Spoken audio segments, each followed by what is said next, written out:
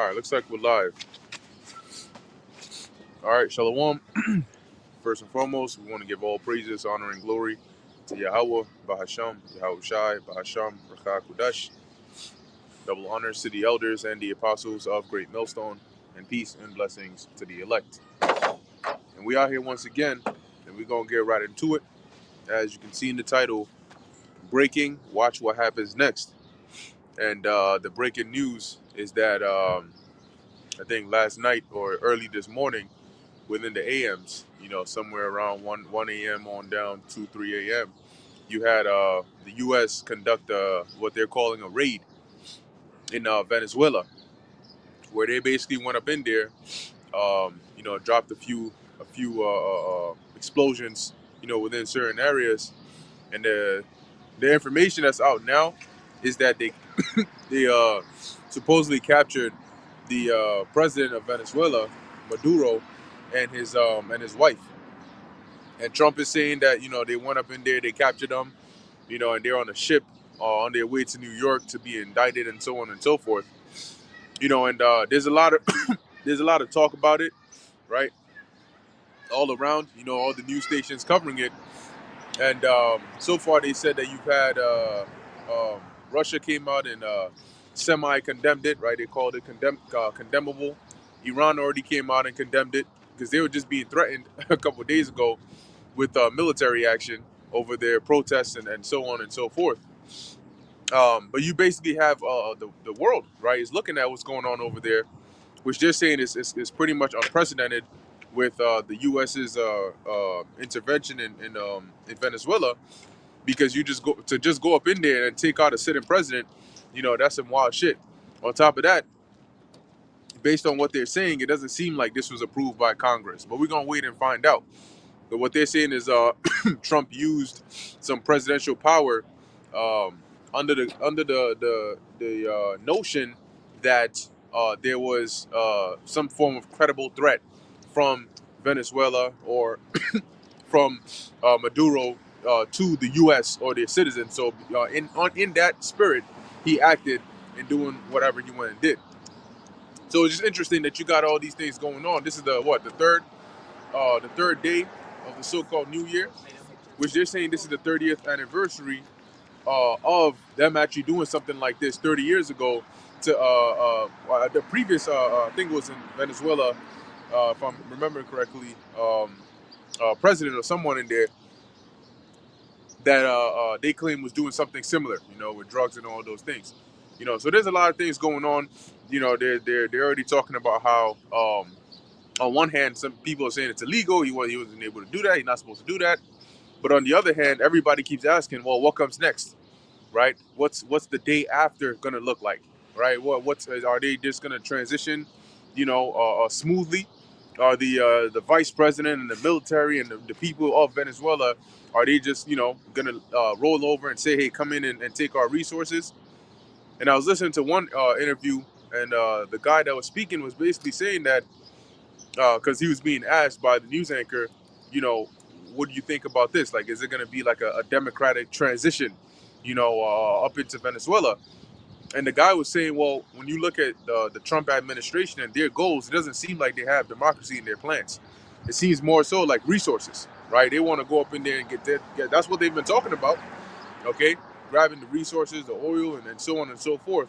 So if you look at history, you can sort of get a idea in your mind as to when situations like this play out, what's really the root cause, okay? What's the goal, what's the intention, and what ends up happening out of it.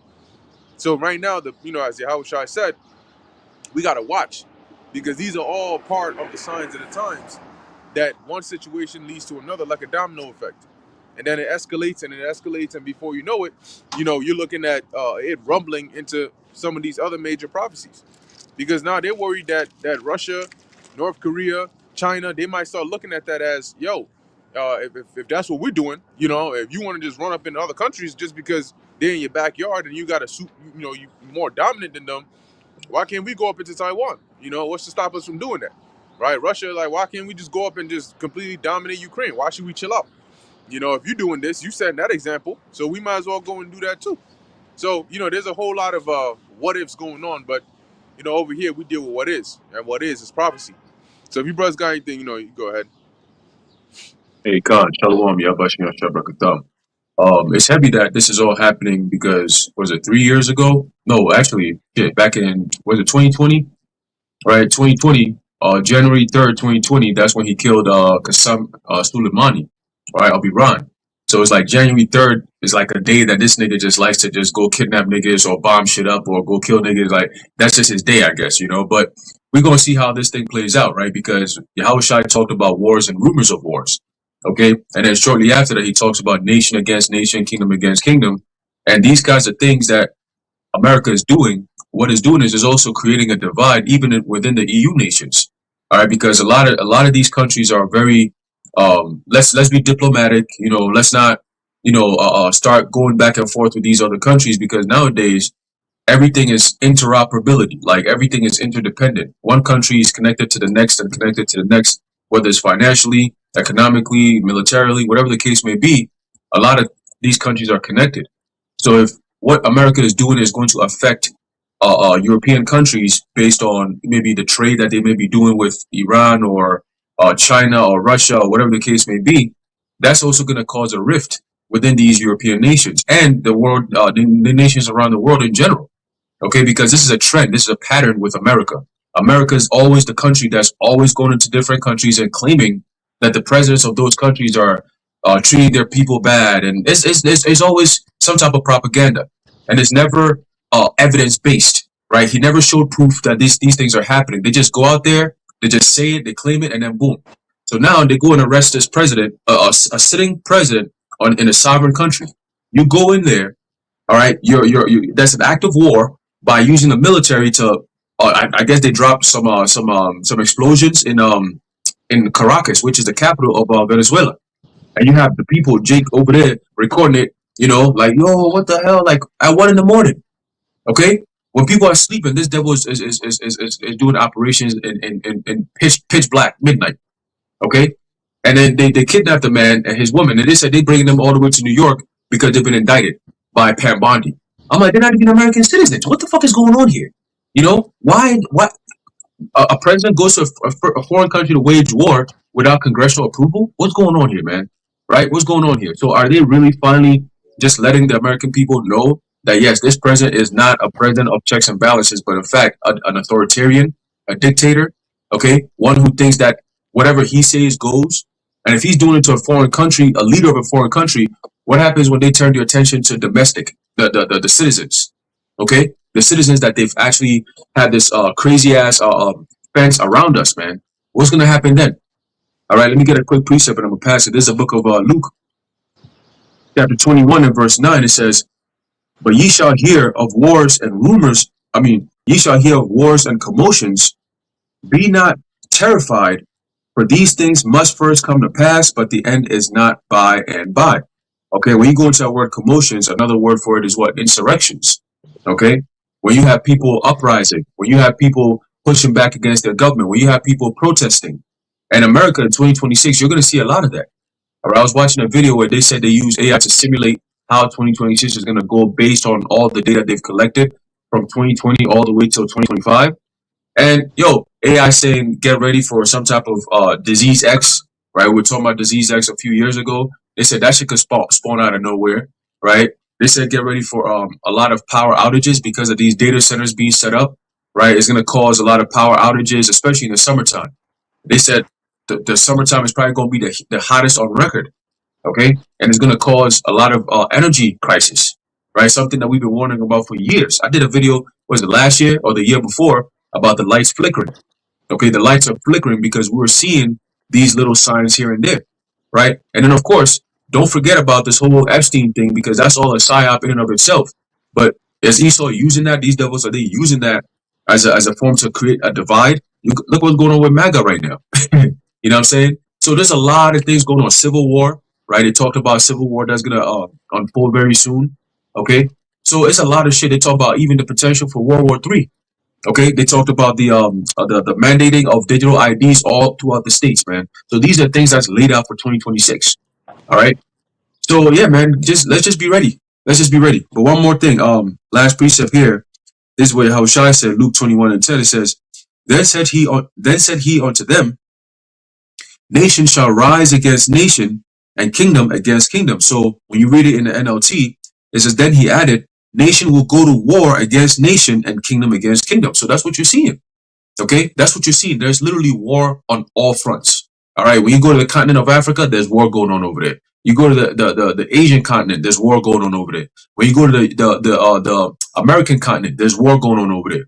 Okay, it might not be physical bombs over Baghdad type war, but there's a form of war, whether it's a psychological war, whether it's physical war, whether it's spiritual war. There's the spirit of war is up right now.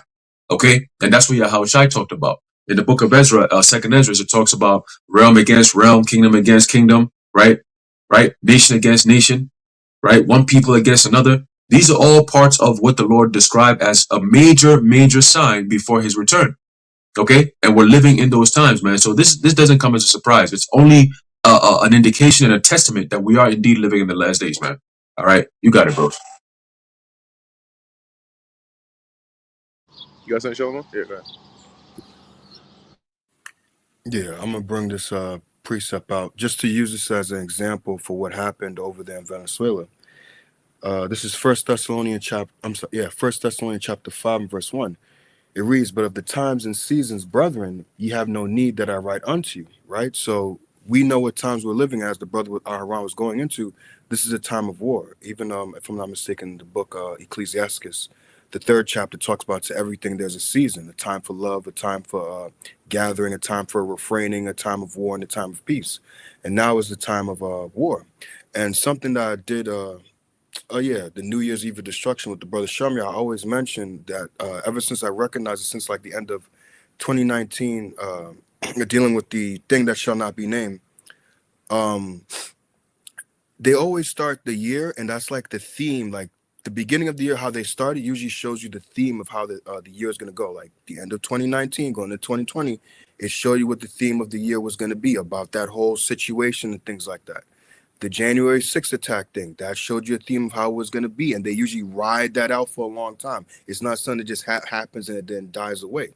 So usually when things like this happen at the beginning of the year, it usually shows you the theme or how they're going to ride this out. So Lord's willing, we'll see where this goes, throughout the months.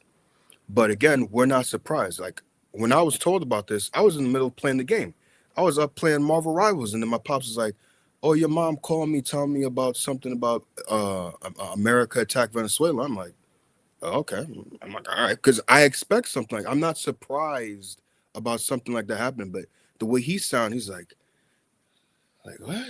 That just happened?" Like he's confused. He's like, "Why would they do that? Like that just came out of nowhere." But for me, it's like we expect these type of things. So I'm going to continue. Verse 2, "For yourselves know perfectly that the day of the Lord so cometh as a thief in the night." And this was something, again, I'm not saying that this is that, but this was something that happened at night. You were working the previous day, everything was fine, then boom, you go to sleep, now you're waking up, America attacked Venezuela. Now it's like, well, what's next? What's going on? Where's our country going to go from this now? Verse 3, "For when they shall say peace and safety, then sudden destruction cometh upon them," right? We just had the so-called New Year's, and what? Those Venezuelans was probably celebrating New Year, thinking that everything was sweet. And then what? Now you having destruction in your country. Now things ain't so sweet now. Your leader has now been just so-called, because if I'm not mistaken, I think they said it, but I think one of you brothers put in the chat that there was information that they didn't take him. If I'm not mistaken, I can't remember, but I could have sworn I seen something like it. So I don't know if they did take him, if they didn't take him, we'll see about that. But just like that, out of nowhere, your country has now been bombed and things like that, explosions going on up in there, and now all of a sudden things is not feeling so peace and safety now. But just to show you how overnight something can just happen. So it's going to be the same thing with the Lord when he returns. It's going to be like out of nowhere, just how did this happen? Like how do we get here? But the signs were always there leading to that point. But just wanted to say that. Yeah, I got a quick precept here. This is a book of Jeremiah, chapter 50 and verse 23. It says, "How is the hammer of the whole earth cut asunder and broken? How is Babylon become a desolation among the nations?" Right? And that hammer of the whole earth, all right, is America. Okay, how are they the hammer? Right? You think of their military strength.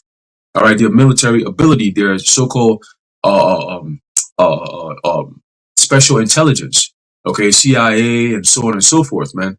And this is nothing but another CIA operation, right? They always do this. It's the same pattern, the same tricks, the same bullshit. Oh, there's this bad guy who's ruling over his country. He's just abusing his people. It's the same thing, okay? And then they wage war. They created a whole 9/11 just to go to war against so-called Middle Eastern countries that were none of them countries that they made war against was actually the perpetrators of what actually happened. Okay?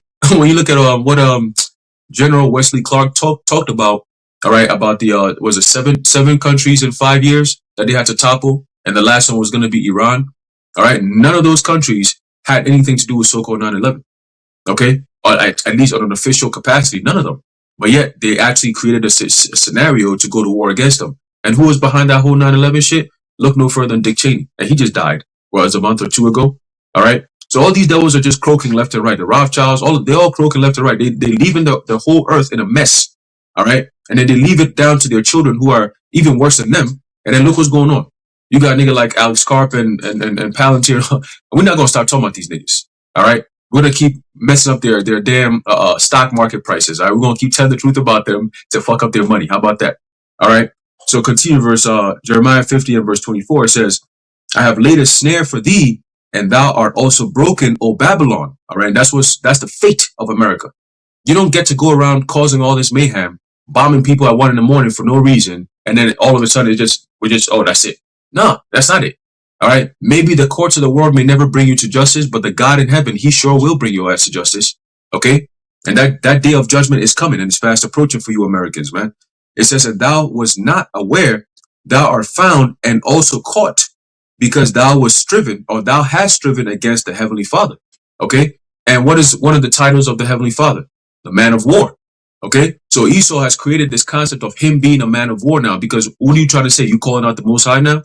All right? We got the Department of War, the Secretary of War, right? One of the Most High's attributes is what? A man of war. All right? What's it? Exodus 15 and 3. Right? The Most High is a man of war. The Lord is his name. All right? Yahweh is his name. Okay? So, yeah, you have Esau trying to be like the Most High, as is written in 2 Thessalonians. All right? They want to be like the Most High. All right? But I believe in Obadiah. All right? Same thing. Isaiah 14, same thing. Okay?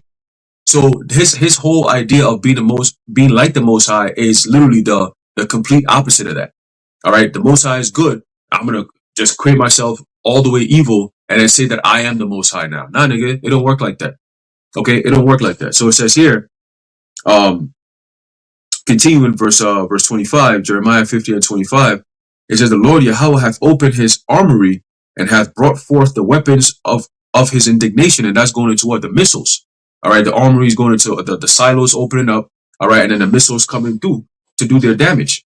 Okay, it says what? It says, for this is the work of the Lord, power of hosts in the land of the Chaldeans. All right, and the land of the Chaldeans is referring to modern day America today.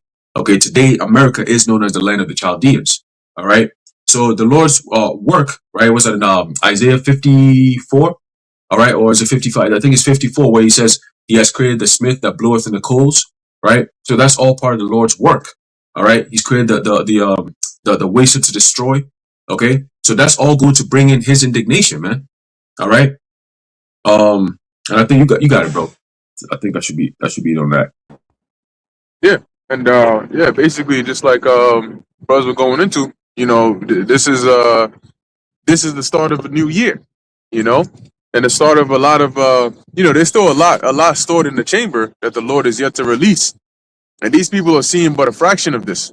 This is just the beginning of sorrows, and people are already losing their minds. They're very afraid. Everything nowadays is unprecedented. When you look in the news, it's either something that is unprecedented tech or unprecedented events, violence, military. That's the theme of the world, today. But that's because the last remaining prophecies are centered around that. Okay, that's the theme of the last remaining prophecies. So let me see. Let's get a quick precept on here. Let's get second Ezra 15. Yep, yep. Oh yeah, I was going to say that actually too. The water for bringing that up. It's interesting that this all happened after his battery pack came over here. You know, BB came over here, and Trump did mention, right, basically get ready for some surprises, right, around the new year, and then boom, you know, they're moving with it. So you already know who's pushing those buttons, telling them, look, the time of playing is over. We serious. We got to turn shit up now because here you are. Look, it's. I remember when we were in 2020. 2020, 2030 sounded a long time away. Now we're 4 years away. Okay, we're in 2026. We passed the halfway point, you know, and literally in 4 years, if we're still here, Lord willing, we not, we will be we'll be in 2030. Okay, the 2030 that people thought would never happen, the 2030 agenda 2030, and so on and so forth. Well, guess what? So they're telling you, look, you got to move. You know, you got to move because they got the infrastructure and everything ready, but they got to start actually putting their hands on the people's necks, you know, and starting to apply pressure, you know, because people still think they're playing around, and so they got to start applying some squeeze, some pressure in order to get people to like, all right, you got to start moving along. You know, it's like in the ancient world, if you were to plow with a heifer or with an ox and it refused to move, you would have to poke it, you know, or whip it or beat it so it can move in the direction you want it to move. And that's how these people, they see you as goyim, as cattle, okay, as animals. So when you're not moving in the direction they want you to move in as a herd, then they got to start pulling some fire under your ass. So yeah, let's get that real quick because right now we in the time of prophecy, prophecy, prophecy, prophecy. All right, that's the only thing that makes sense. It's prophecy. Because if you try to, you know, if you try to look at what's about to happen solely based on historical events, you're gonna miss out. Because the scriptures tell you that this is gonna be a time unlike anything ever before. So you may say, all right, well, historically, if we follow, you know, how things played out, it ended at this point. The difference is this time around, we are making new history. You know what I mean? So this ain't gonna end the same way it ended historically. All right, the bang that this place is going to go out with is going to be the biggest bang known to mankind. And I'm not talking about the Big Bang. Or maybe I am. Maybe this is really going to be the new Big Bang when the missiles hit. And that's going to bring about the new world. Got it? But you know what? A lot of people don't even know what just took place. A lot of people don't even know what's happening. You know, I was asleep, but I woke up and I turned on the thing. That the first thing I do is I scroll through the notifications, see, because, you know, most of us, when we scroll through our notifications, it's not about somebody liked your post on IG, somebody commented on your post on IG, this big booty bitch sent you a message, and no, it's on what's breaking 911 saying. You know what I'm saying? What's this site saying? So it's all breaking news. So what you miss while you sleeping, you wake up and you start to okay, what's going on here? Oh shit, all right. So we're constantly looking upon what's going on. You know, you'll see a video that brothers have put up, breaking, this is what's going on. So we're constantly aware as to what's happening around the world. And if there's something very pressing, we dig into that. You know, you start listening to. So as you're already getting your day started, your mind is already, you know, alert as to what's happening, you know, on the watchtower. But the majority of these people, a day go by, 2 days go by, a week, a month, and they still don't know what happened. All they know is all the news is talking about something Venezuela and some president got arrested or something like that. And yeah, whatever, some drugs. That's all they see. You know, their mind doesn't get it. Their mind is doing that thing where before you know a car, you see it pass all the time, but you never really see it until you now become aware. Oh, that's the name of such. Oh yeah, now I see it everywhere. But for a lot of, especially the American people, that effect is based on the way that they've stupefied them. So they're trained and conditioned to only care when it directly affects them. That's how their minds have been primed and conditioned to think. It only matters if it's hitting home. If it's not hitting home, even if it's about to, until it hits home, it does not matter. You got more pressing things to worry about. And then that's what's going to get a lot of people caught up, man. Because prophecy is going, we see prophecy from a mile away, but we know what we're looking for. Okay? Go ahead. What these people are doing is they're driving while their head is down on their phone. So guess what? If there was a car stopped, like a good couple of, you know, a good distance away, You with your head down, you wouldn't see, it will seem sudden to you because the second you pick up your head, boom, you're in the back of somebody's car because you weren't looking the whole time. But had your head been up, looking ahead, you would have had ample amount of time to know, okay, that car just slowed down. Oh, something just happened. It hit the brake, so I have enough time to slow down before I get there. But their heads are over here.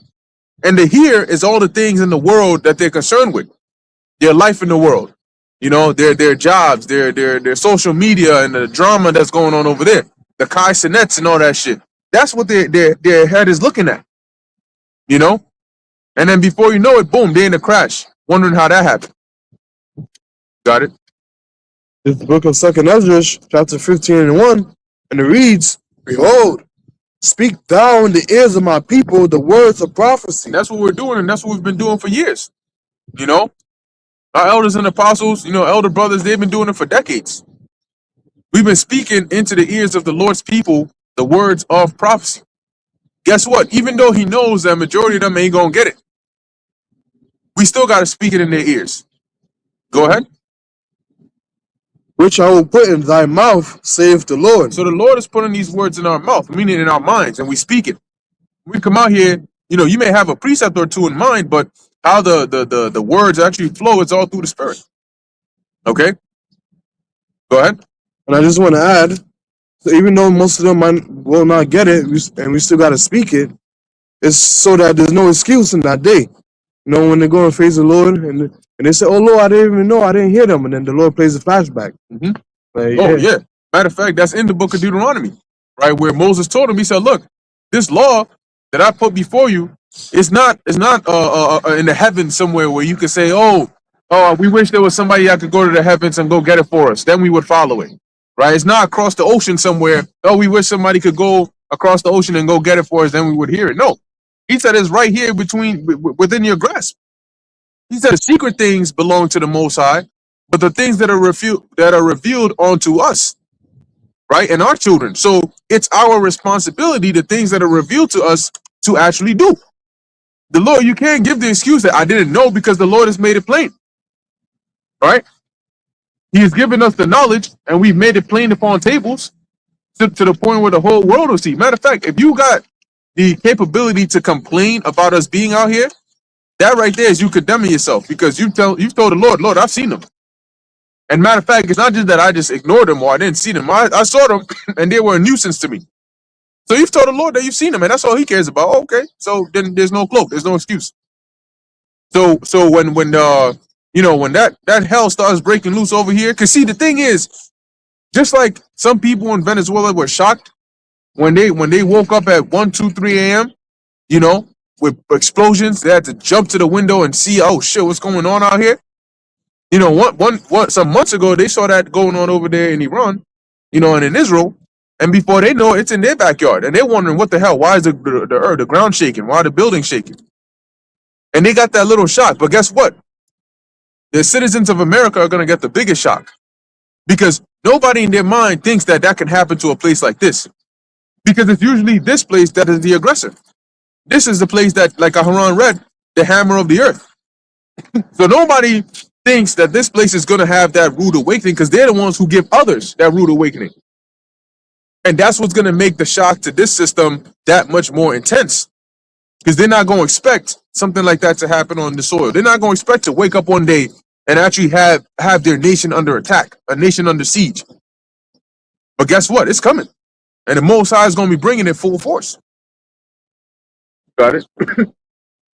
Hey, real quick, it's also very interesting that on December 25th, 2025, Trump ordered to go bomb Nigeria too, in the name of saving Christians from ISIS and them, Boko Haram and them niggas, right? And we've been sitting here, Hamas and them, we've been sitting here asking them, like, so where are these Hamas niggas at? Like, we really want to know. You know, you keep telling us that they're there, right? You destroying shit to keep everyone safe from Hamas and them, but where Hamas at? And what interest does Hamas have in Nigeria? That's my thing. You know what I mean? I thought Hamas was only going after them Jays and shit, the whole Palestinian thing. Now they're out there in Nigeria. Like, it's very interesting, right? That these terrorists always seem to find their way into a country that America has some form of interest in, right? So it's like very interesting how they always find their way over there. Just it's like appropriate, like, oh, America has an interest over here. Let's go over there right there and let's provoke so we can get blown up. Oh, great idea. Why do we all do that? And then Yep. you come and find out, oh shit, wait, time out. So niggas in Hamas, whenever they got injured, they'll send them back to Israel for aid, or for health reasons, for medical help. But I thought Israel was against Hamas. This whole, whatever, bro. The world is waking up to all this shit. All right, and I got a quick precept, real quick, and I'm gonna pass it. All right, this is the book of Isaiah 14. As a matter of fact, let's start off at let me start off right here. Isaiah chapter 14, start off at verse 8. Actually, verse 5, right? And this was coming to America. As a matter of fact, verse 4. It says that thou shalt take up this proverb against the king of Babylon and say, how hath the oppressor ceased? The golden city ceased. All right. When we go into that word oppressor, it goes into what? An exactor of taxes. Okay. An extortioner. All right. That's what America is known for. They extort all these different countries. They'll make all these deals with you, and then they'll turn around and blow your ass up and say, yo, we changed our minds. Right. How come Jared Kushner, right, could have deals and plans in place 2 years before all this thing that's going on in so-called Gaza right now? Talk about, oh, it's a very interesting place for real estate. What are you talking about, man? Yeah, like that's all they see. They see opportunity, they see resources, they see money, they see power. That's all they see. They don't. It's over 2 million people in that so-called West Bank. Over 2 million people. They said we need to clear them off, take the land off, and then fix it, and then we can use it for real estate. It's a very interesting place to be. All right, that's this devil for you, man. All right. So continuing, it says, verse 5, Isaiah 14 and 5, it says, the Lord Yahweh hath broken the staff of the wicked, and the scepter of the rulers was going into what? Crushing their power. Right? We went into that yesterday in Isaiah 13. The Lord said he's going to cause the arrogancy of the proud to cease, meaning he's going to put an abrupt stop to their so-called excellency, their pride, all right, their enterprise, so to speak. Okay? That's what the Lord said he's going to do to this place. And he's going to show you, right, that there is no power that's even close to Yahweh Ba'ashem Yahushua. All right? What he's going to do is going to be like child's play. You know what I'm saying? Like child's play. You give it all your effort to fight against this power, right? And he's going to be the one who's coming. He's sending his son down with the angels. He's like, look, man, boy, my son, go down there and go take care of this shit. All right? Go establish your power and your kingdom and your dominion. Take these devils out, put them underneath your rulership, underneath your feet, all right, and let your joint heirs with you take care of the rest. All right? That's what the Lord is going to do, man. He's going to liberate the inhabitants of this earth from underneath this damn devil, man. All right? And the Lord is using 2025 and 2026 to expose this devil even more. All right? Because this year, they're going to come out on front street and let everyone know who they really are according to biblical prophecy. All right? So continue verse 6. It says, he who smote the people in wrath with a continual stroke, a la Venezuela. Okay? He that ruled the nations in anger, all right, is persecuted and none hindereth. So yes, when the Lord finally takes this devil down, you're gonna have a lot of people, even in their devastated state of America's destruction, they're gonna be rejoicing, man, because America's destruction brings a lot of destruction all around the earth. The earthquake that happens, right? The things that's literally the whole earth has moved. Tectonic plates shifting and all that, right? Millions of people gonna be dying, buildings collapsing, okay? Tsunamis all over the place. The earth is gonna be literally, you know, in a state of decay. Okay? And then the Lord is going to what? Redo it. He's going to renew the earth again. But in that time of decay, people are still going to be rejoicing. Why? Because they know what's coming is next is going to be better than ever before. Right? At least we don't got to be worried about this devil no more. America's done. Now what? You know? It says here, verse 7, the whole earth is at rest and is quiet. They break forth into singing. Okay? Yea, the fir trees rejoice at thee, and the cedars of Lebanon, saying, since thou art laid down, no feller is come up against us. All right, no more. We don't got to worry about America's military no more. We don't got to worry about these so-called corporations no more, because those are really the fellers, man. Those corporations, they're the ones that go into these countries and quite literally cut down those trees, take people's land, okay, so they could build their own corporate buildings over there. All right, poison the water, poison the air, all that shit, all because of what? Corporate greed and money. All right, and the people over there may be protesting, but guess what? The government has already sold out that land to these corporations. So they're not going to listen to the people protesting, right? You going to your government is a futile effort because your government is in league with the people that are oppressing you, all right? But they just give you this whole charade of like, oh, this guy, he did so much bad things over the past 4 years. We have this guy who's going to change it this next 4 years. Vote for him instead. You know what I'm saying? It's like this illusion of like, just forget about everything that happened and let's just move on like nothing ever happened. Like, fuck out of here, bro. You know what I'm saying? Oh, why don't we just vote for the Republicans? They're going to change what the Democrats did. Oh my God, they all work together, but we should still vote. People are just too dumb, bro. They just too dumb. They got to go. All right? And we're giving you all the evidence. So when this thing starts rolling down the pike, don't come up asking no questions about, oh, what do we do? How do we get here? We already told you what's going on. All right, you chose to neglect it, so that's on you. All right, you got it, bro. That's it, Shalom. All right, go ahead. Where we at? In 2nd Ezra chapter 15 and 2, and it reads, and cause them to be written on paper, for they are faithful and true. Yeah, and that's why we have them today.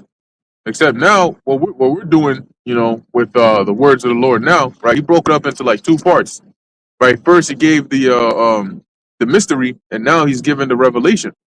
Okay, so the mystery was concerning our time now, which is why it's you know, all the more it makes all the more sense that the revelation is given in our time, and now you know we're causing it to be recorded in video. Okay. That's the modern way that it's being written on paper. You know, I thought about this a few days ago when I had to write something down, and I noticed how you know we you know barely nowadays write with pen and paper anymore. You know, everything is all digital, touch screen, tablets. You know, all these things. So it's all now digital to the point where you barely actually take out like when you take notes. You know, you got a notes app for that. Right, you barely actually write on pen and paper, and if you're not careful, your handwriting might get all messed up, you know, because it's been so long. But in any case, you know, as going back to what's written there, the Lord said that as a means to preserve the words of the scriptures, all right, for us now. And people try to argue that through time things have changed and so on and so forth. Well, guess what? Everything changes through time. But the difference is the Most High preserves the things that He wants preserved now for us. Okay, how the exact way we have the scriptures and the understanding now is exactly how He meant it to be in this time, not any other way. So go ahead. Verse 3, fear not the imaginations against thee. Let not the incredulity of them trouble thee. Yeah, and we're not supposed to fear their unbelief. We're not supposed to fear their imaginations because at the end of the day, prophecy speaks the loudest, right? And we have the truth of that. So no matter what they say or do, it's not going to change the things that are happening in the world. And when that happens, they're going to, you know, a lot of these unbelievers, they're going to get caught out there. And that's just that, you know, and that's why the angel told Ezra, don't even bother worrying about how they're going to be destroyed and what's going to happen to them, because that's inevitable. You know, that's already set. They're going to get what's coming to them. You know, you spend too much time worrying about that. You're not going to have enough time to worry about how you know, going to make it. Okay. So you got to focus on looking ahead. Where you going? And right now, really, all we got to do is watch the Lord work. And when it comes time for Him, you know, where he needs us to do things, He'll let us know. But right now, we're doing what He's already told us to do, which is to feed His lambs and watch Him work. And that's exactly what we're doing. Go ahead. That speak against thee. For every unbeliever shall die in his unbelief. Yeah, and people have been speaking against the men of the Lord, against the Lord Himself. Okay, shit, if they spoke against the Lord Himself, they murmured against the Lord so many times that He lost faith in them from the from the wilderness. Okay, he told Moses, he said, look, you about to die, right? You about to go out there and die right now. But I'm telling you right now, these people are not going to listen to me. It's not if they don't. No. They're not going to listen to me. In fact, the song that He commanded Moses to teach them, He said, this is a testimony against them for their disobedience. In the song, it's written about how they already are going to disobey the Lord in the future. So they've been taught that song so that when it happens, they can remember that song that they always sing. You know, maybe they might ask themselves, why does this song talk about us going off and, you know, us being messed up in the last days and so on? Well, guess what? It was written before you went off. And that's to testify against you that the Lord knew what your nature was already. And now look at you. You've been singing about your future this whole entire time because you're that hard headed. So it's no surprise that we're in this situation we're in right now. Okay, Justin, I got the precept call for. John, you got it. Deuteronomy 31:29. For I know that after my death, you will utterly corrupt yourselves and turn aside from the way which I have commanded you. And was he lying? No, because you're going to go and read from the book of Judges on down, Joshua to Judges on down. That's exactly what they did. They corrupted themselves. You got it. And evil will befall you in the latter days. Uh-huh. So Moses knew that. He knew that. Matter of fact, some of the curses he was telling them were things that are actually going to happen, not ifs. You know, when you have a contract, because it tells you about that, right? They made, the Lord had multiple covenants with Israel that they agreed to. And this wasn't like, okay, if you do this, this is what's going to happen, right? Yeah, it was written as such, but the consequence was already set to happen anyway.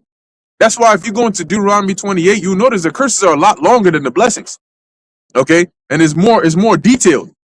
It's like, damn, bro, like, it's like if you break this law, your car's going to break down on the I-95, and then you're going to get out of it and get hit by a deer, and then you're going to get back on top of the car, and then the EMS is going to come in, and they're going to charge you a lot of money you can't afford. Then you're going to lose your home, too, while you're at it. Damn, that's a very detailed consequence, almost like a foretelling. But guess what? Those curses all took hold of us, okay? Because the Lord knew that these people would not listen. Got it? Because you would do evil in the sight of Yahweh to provoke him to anger through the work of your hand. To provoke him to anger, nonstop on the block. They've been provoking the Lord to anger since the jump. They've been provoking him to anger in Egypt. They provoked him to anger in the wilderness. They provoked him. He said, look, go up there. I've given you the land, right? Because really, Israel was not supposed to spend 40 years in the wilderness. They were not. The second the Lord took them out, he was literally, he took them to the entrance before they entered the promised land. Before they entered into the neighboring areas of Edom and so on. And then he said, okay, now go up and take the land. Motherfucker said, nah. Them brothers talking about the giants over there, They kind of tall and shit. We like grasshoppers in their sight. And Jake over exaggerates the hell out of everything. The dude could be just 3 inches tall. Oh man, I went there. Yo, you ever seen them skyscrapers? Yeah. Like I'm talking about, they exactly as tall as the Empire State Building. Nigga, no, they not. There's nobody as tall as that on the earth. But some dumbass Jake, look, you wonder why they believe that? It's the same reason they wouldn't believe what's his name? What's this guy's name? Oh shit, what's his name? The Noah guy, the Ghanaian Ibo Noah. Who? Ibo Noah. Yeah, Ibo Noah. Yeah, that nigga. Dude is wearing sackcloth, driving a brand new Mercedes. Talking about I built the ark. Bro, you can barely fit 2 blocks of people in that ark. What's going on here? I got a couple more on the way. That ark would not survive on the top of the water. It would not. But guess what? You see all these people with their families, them old ladies and shit. They got the little head wraps on there. They got because in Ghana they do that. They'll in Chi they'll say almost swap, right? That means they're bearing or they're carrying their stuff on their head. Their luggage and all that. They got their kids with them, and they all go into this tiny ass ark. Come to find out, the nigga said, all right, hold on, just keep sending the money in. But the Lord said, we're going to need to talk about the date again. So if they'll believe something like that, first off, you would think that after these dumbasses missed the rapture that was supposed to happen last year, you would think that they would stop and reconsider. No. They said, no. It wasn't supposed to be the rapture. It was the ark. That's what we missed. Let's get on the ark. And now guess what? Now that's not a thing. So the next thing that's going to come out, they're going to jump on that too. So if they will believe that, then you best believe they will believe the fabled tales that their brethren came with. No, these guys are too dangerous. Their walls are so tall. No, we ain't gonna survive there. So they said, no, we're not gonna go take up that land. And then the Lord said, all right, cool. So matter of fact, now you're gonna be in the wilderness. He told him, turn around. You were at the entrance. Turn around. Go back to the Red Sea. You're gonna be here for 40 years. And then at that point, they said, oh, you know what? Now we don't want to do that. Now we want to go and fight the enemies again. You ready now? Yeah, we ready now. Nigga, when the Lord said yeah, you said no. He said no, you said yeah. What's your problem, man? Like That's like this nigga. Now he's gonna come with a new story. Oh no, it's not meant to be an ark. It's meant to be a submarine. Yeah, Like yep, you said, yep. it ain't gonna last on top of the water, but it's meant to go under the water. That's it. That's And it. niggas will believe it. Mhm. No, he's building us a submarine. It's a different type of salvation this time. Yep. A wooden submarine. That's it. Pack you niggas in there, man. That's it. He's gonna tell you in order to get to heaven, you gotta go to hell. You gotta go through hell. So now let's all go drown and then we're gonna get to heaven. And niggas gonna do it. Yep. Because it tells you that actually historically they said that I think sometime after Yahushua, I think it was either after Yahushua around his time, you had somebody that came on the scene claiming to be Moses again. And they said that he led about 400 or so people into the what's it, the Red Sea area or some body of water over there. Wilderness. And then they all just started jumping in the water. Because he said he gonna make it part again. So niggas just started jumping in, and you don't know, they didn't know how to swim, but they just started jumping in there. And then the few of them that were left started seeing the dead bodies rise to the top of the water. That's when they started thinking, hold on a second, what's something going on over here? But Jake has always been so gullible. You know, they'll believe anything that isn't true, but when it comes to the truth, they're scholars and experts. Well, how you know that's true? Oh, well, no, but when you go into this precept that says this, why didn't you do that when you were being deceived? Because it's the spirit of the Lord that he has put on them. Hey, the scripture says, "The simple believeth every word." Right, so that's an indicator. Like, you don't even do no research, you don't prove anyone, you don't question nothing. You just take it at face value and then just run with it. Like, nigga, damn, bro. At least question the nigga. Like, yo, who's sending you? You coming in your own power, or who's sending you? How did this all come about? And make it make sense. Make it be aligned to what I believe in. If it's not aligned with what I believe in, then we're not talking. Simple as that. Okay, but I want to bring out that account that you mentioned in regards to how the children of Israel ended up serving 40 years in the wilderness, because that was actually, the Lord said, because of your bullshit for 40 days, each day is going to represent 40, each day will represent a year for 40 years. All right, let's get that. This is a book of Numbers, chapter 14 and verse 26. It says, "And the Lord Yahweh spake unto Moses and unto Aaron, saying, How long shall I bear with this evil congregation which murmur against me? I have heard the murmurings of the children of Israel, which they murmur against me. Now say unto them, As truly as I live, saith the Lord Yahweh, as ye have spoken in mine ears, so will I do to you. Your carcasses shall fall in this wilderness, and all that were murmured or numbered of you, according to your whole number, from 20 years old and upward, which have murmured against me, doubtless ye shall not come up the land, concerning which I swear to Real make quick. you."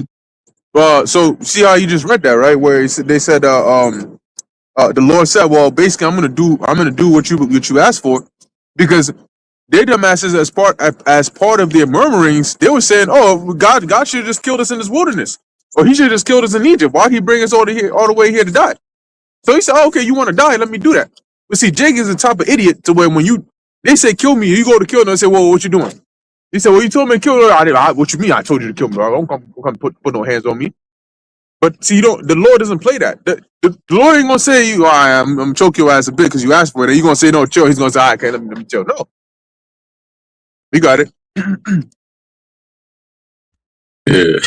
See, verse Numbers 14, verse 30 says, "Doubtless ye shall not come into the land, concerning which I swear to make you dwell therein, save Caleb the son of Jephunneh, and Joshua the son of Nun. But your little ones, which ye said should be a prey, them will I bring in, and they shall know the land which ye have despised. But as for you, your carcasses, they shall fall in this wilderness. And your children shall wander in the wilderness 40 years, and bear your whoredoms until your carcasses be wasted in the wilderness. After the number of the days in which ye searched the land, even 40 days, each day for a year, shall ye bear your iniquities, even 40 years, and ye shall know my breach of promise." Okay, so, just a little bit more. Verse 35, it says, "I, the Lord Yahweh, have said, I will surely do it unto all this evil congregation that are gathered together against me. In this wilderness they shall be consumed, and there they shall die." Okay, so back then, the physical wilderness that we were in for 40 years, this time America is that wilderness, man.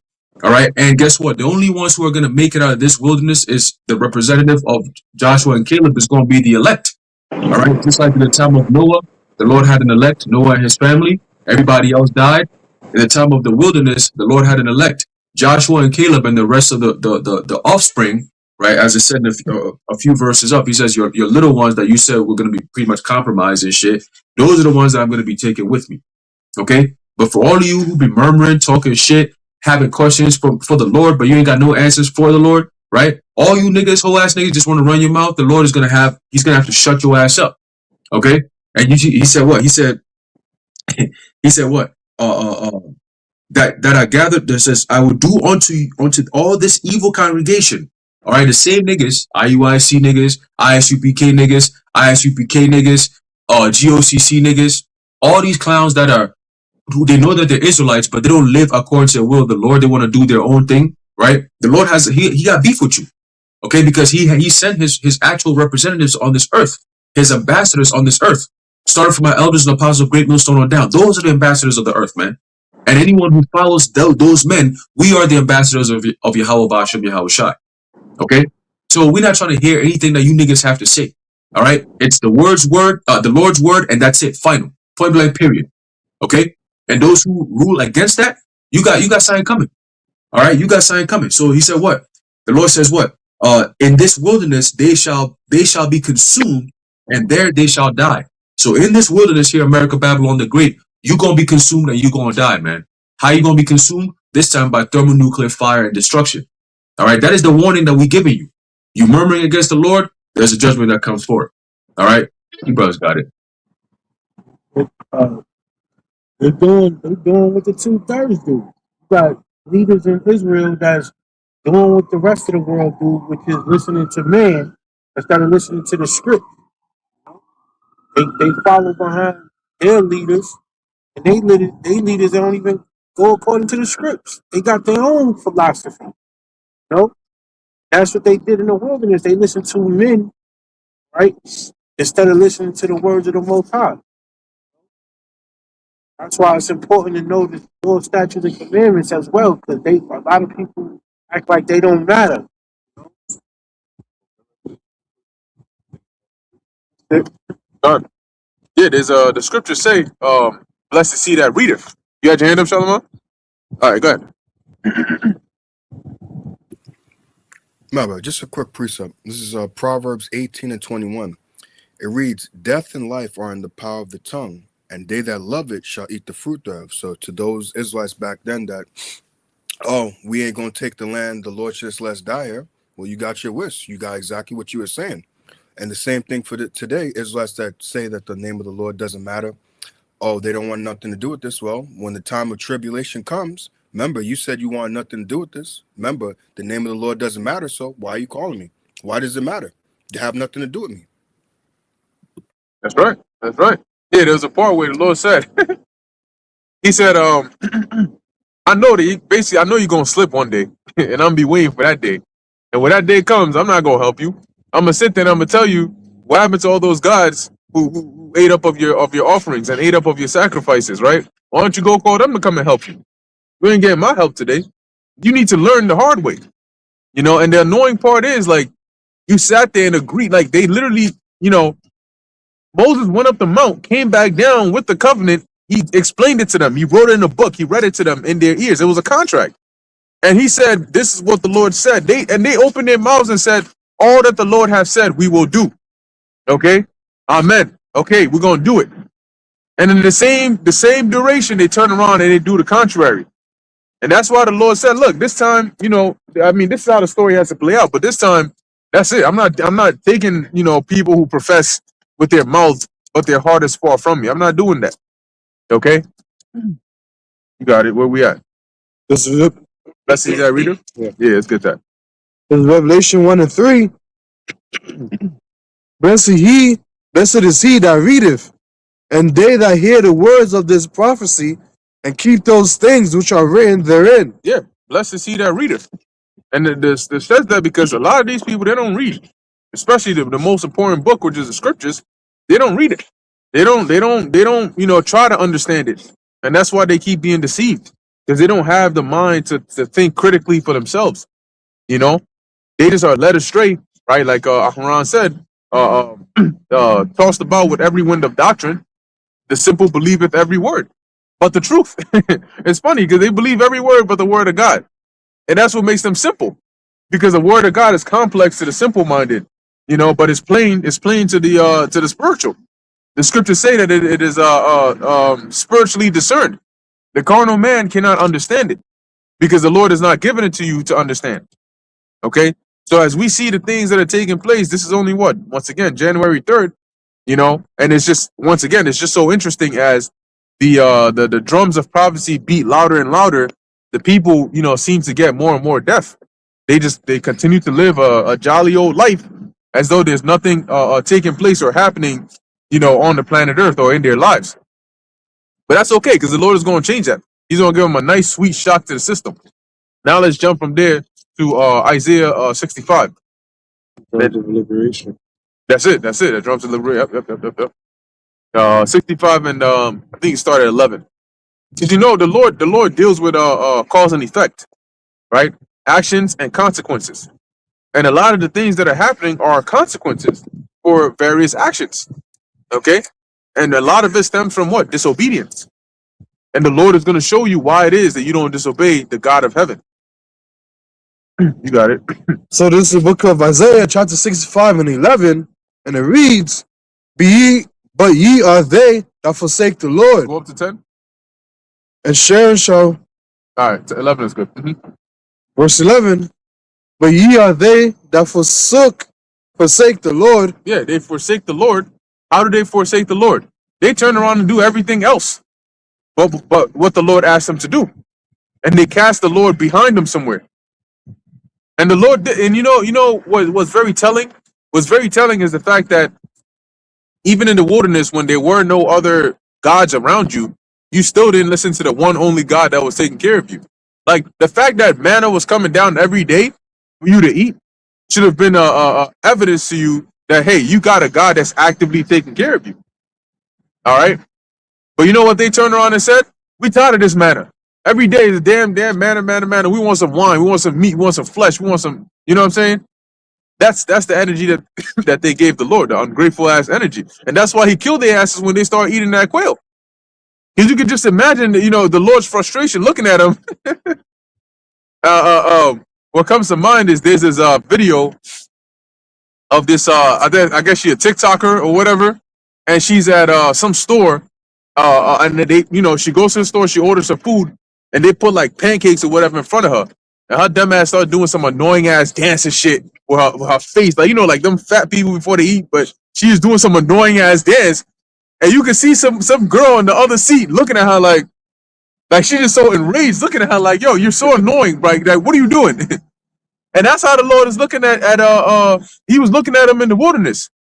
Because you know, when you piss somebody off, and they just give you something out of anger, you're not supposed to really take it. You're supposed to actually, it's fine. Like, let me, you know, these niggas say, yeah, I'm gonna take it anyway. And that's the quails. And they said they didn't even sleep that night. They spent all that gathering them up. They parting it, they laying it out. All right, cool. I got rows on top of rows. Like today, you'll see dudes on IG. There's some dude in the he be in like some open field area, making all types of abominable food. Talking about raccoon stew, you know, and he'll have it on a like smeared on a freaking stick. Talking about, you see this right here? See how the meat just slides off the bone? This right here, this is how I did it. This is how I prepared it. This is good old raccoon meat right here. You don't get this anywhere else but here. And that's a Jake doing that too. See, that's the type of shit that the Lord is looking at, because he's like, see, this nigga's doing wickedness. He's not doing it out of ignorance. He's well enveloped in that. You know, he got experience, 2, 3, 4, 5 years of experience doing this kind of wickedness. And Jake will come and brag about that. You know, I've been doing this since a young, a real younger like. You know, I came up this way, I came up from the grind, Yeah. Brother Godson, No, you good, go ahead. I was saying, as a father, and the Lord being our heavenly Father, when you do stuff as a father and you see the ungratefulness in your children, like do my best to keep food in the refrigerator. Then they'll come in the house with some store bought abominable food. That shit gives me a righteous indignation. You know, like, whatever happens to you, that's good for you. Because I'm telling you not to eat those kind of food, and I got food for you in the house. That's the same as the manna with the quail. The Lord is looking at you like, y'all gave y'all food and y'all doing that. Y'all deserve everything that y'all get. Yeah, ungrateful asses. You know, they stuff in their face. You know, Jake. You ain't even freaking chewed or swallow. You know, finished the one piece. Yeah, you already got the other piece. You got 2, 3, 4, 5 pieces.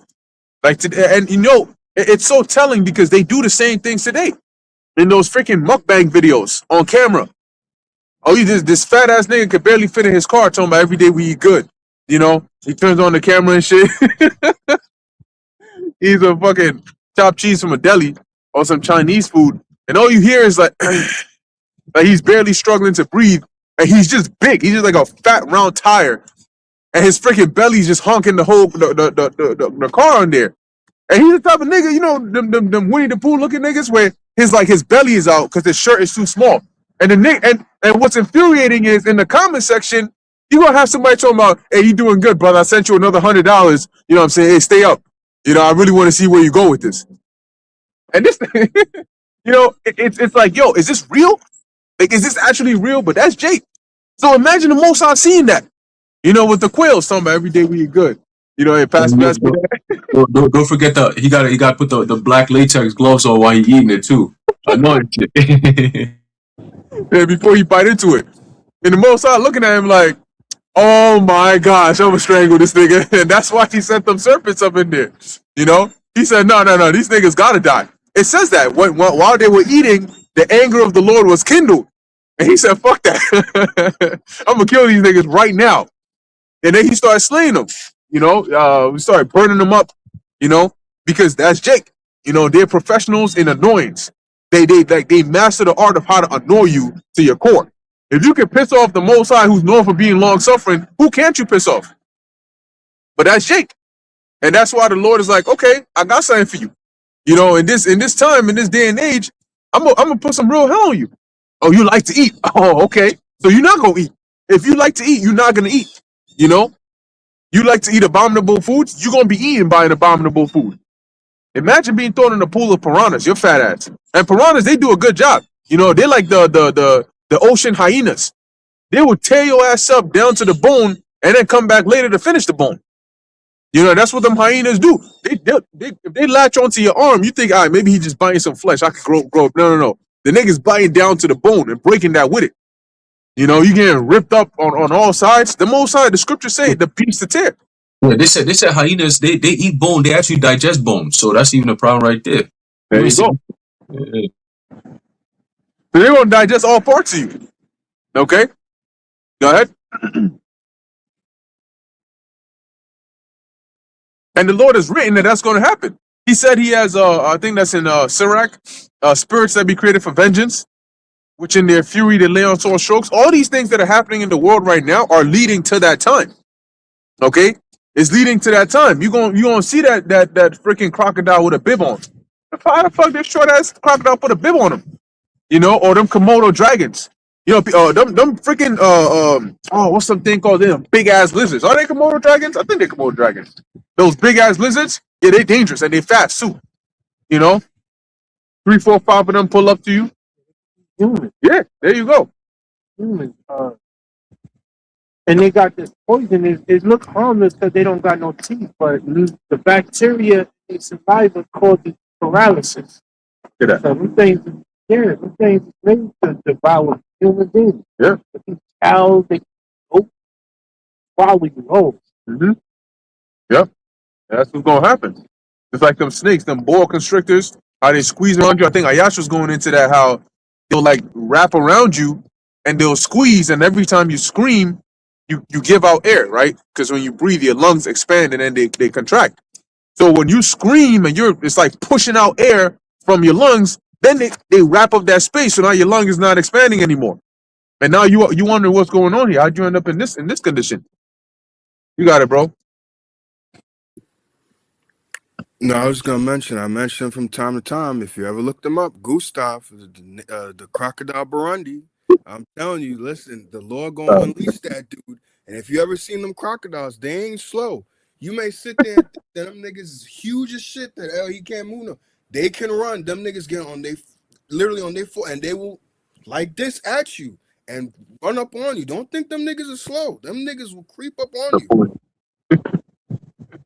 That's it. That's it. Hey, brother ain't lying. And you don't want to find out firsthand. Hey, I saw a video, and it makes you wonder, man. I saw a video. You had this Edomite. Of course, it's gonna be an Edomite. You couldn't pay Jake. You see, when it comes to that, at least they know you can't pay Jake enough to do that shit. Yeah, the Edomite go into what he considered some like indestructible. It's supposed to be like a transparent like cage type shit. A nigga was planted in the Arctic somewhere in the presence of polar bears, and he's in there. The polar bear sees him, and now he's excited because he's like, "Oh, okay, like it's coming up, it's coming up." And while the polar bear, and that thing is, yo, them polar bears are no joke, bro. They're tall as shit. They're like freaking almost two sedan cars long when they stand up. And this big ass white polar bear grabs up and then boom, it grabs the shit, and now it's looking at this nigga. And they always underestimate animals. They think animals are dumb. Like the animal knows, okay, all right, if I can't get through here, I'm gonna try to get through here. I'm gonna just break the shit. So the niggas in there talking about, he's talking about, yeah, these are actually some of the most dangerous animals on the planet. So why are you in there? It's then it's sniffing around. He's like, yeah, he's sniffing for an opening right now. Yep, it's getting pretty dangerous in here. And then boom, boom, boom, yo, this shit starts shaking. Them polar bears are strong, bro. Cause he's getting mad. He's like, I smell food in there. And then the nigga gonna talk about, yeah, they're one of the only animals that actually eat humans. And you you in there reporting on this shit. And this nigga looking for an opening, and then he finds a little hole in there, and then he starts like shaking this shit. Next thing you know, the camera cuts off. So God knows what happened to his dumb ass. But he was in there reporting himself, basically presenting himself to the polar bear. The polar bear eats humans. It's one of the most vicious and ferocious animals out there, and it's very strong. But you're in his territory, like presented on a dish. Imagine if you were hungry and somebody put freaking fresh fried chicken in a metal cage, and you looking at the shit. What do you think that's going? You think you're just gonna go home? You're gonna see that there's no food anywhere else, but you just gonna go back home because it's in a metal cage? No, that's when you're gonna be the smartest nigga alive and find a way to open the cage, even if you gotta rip it open.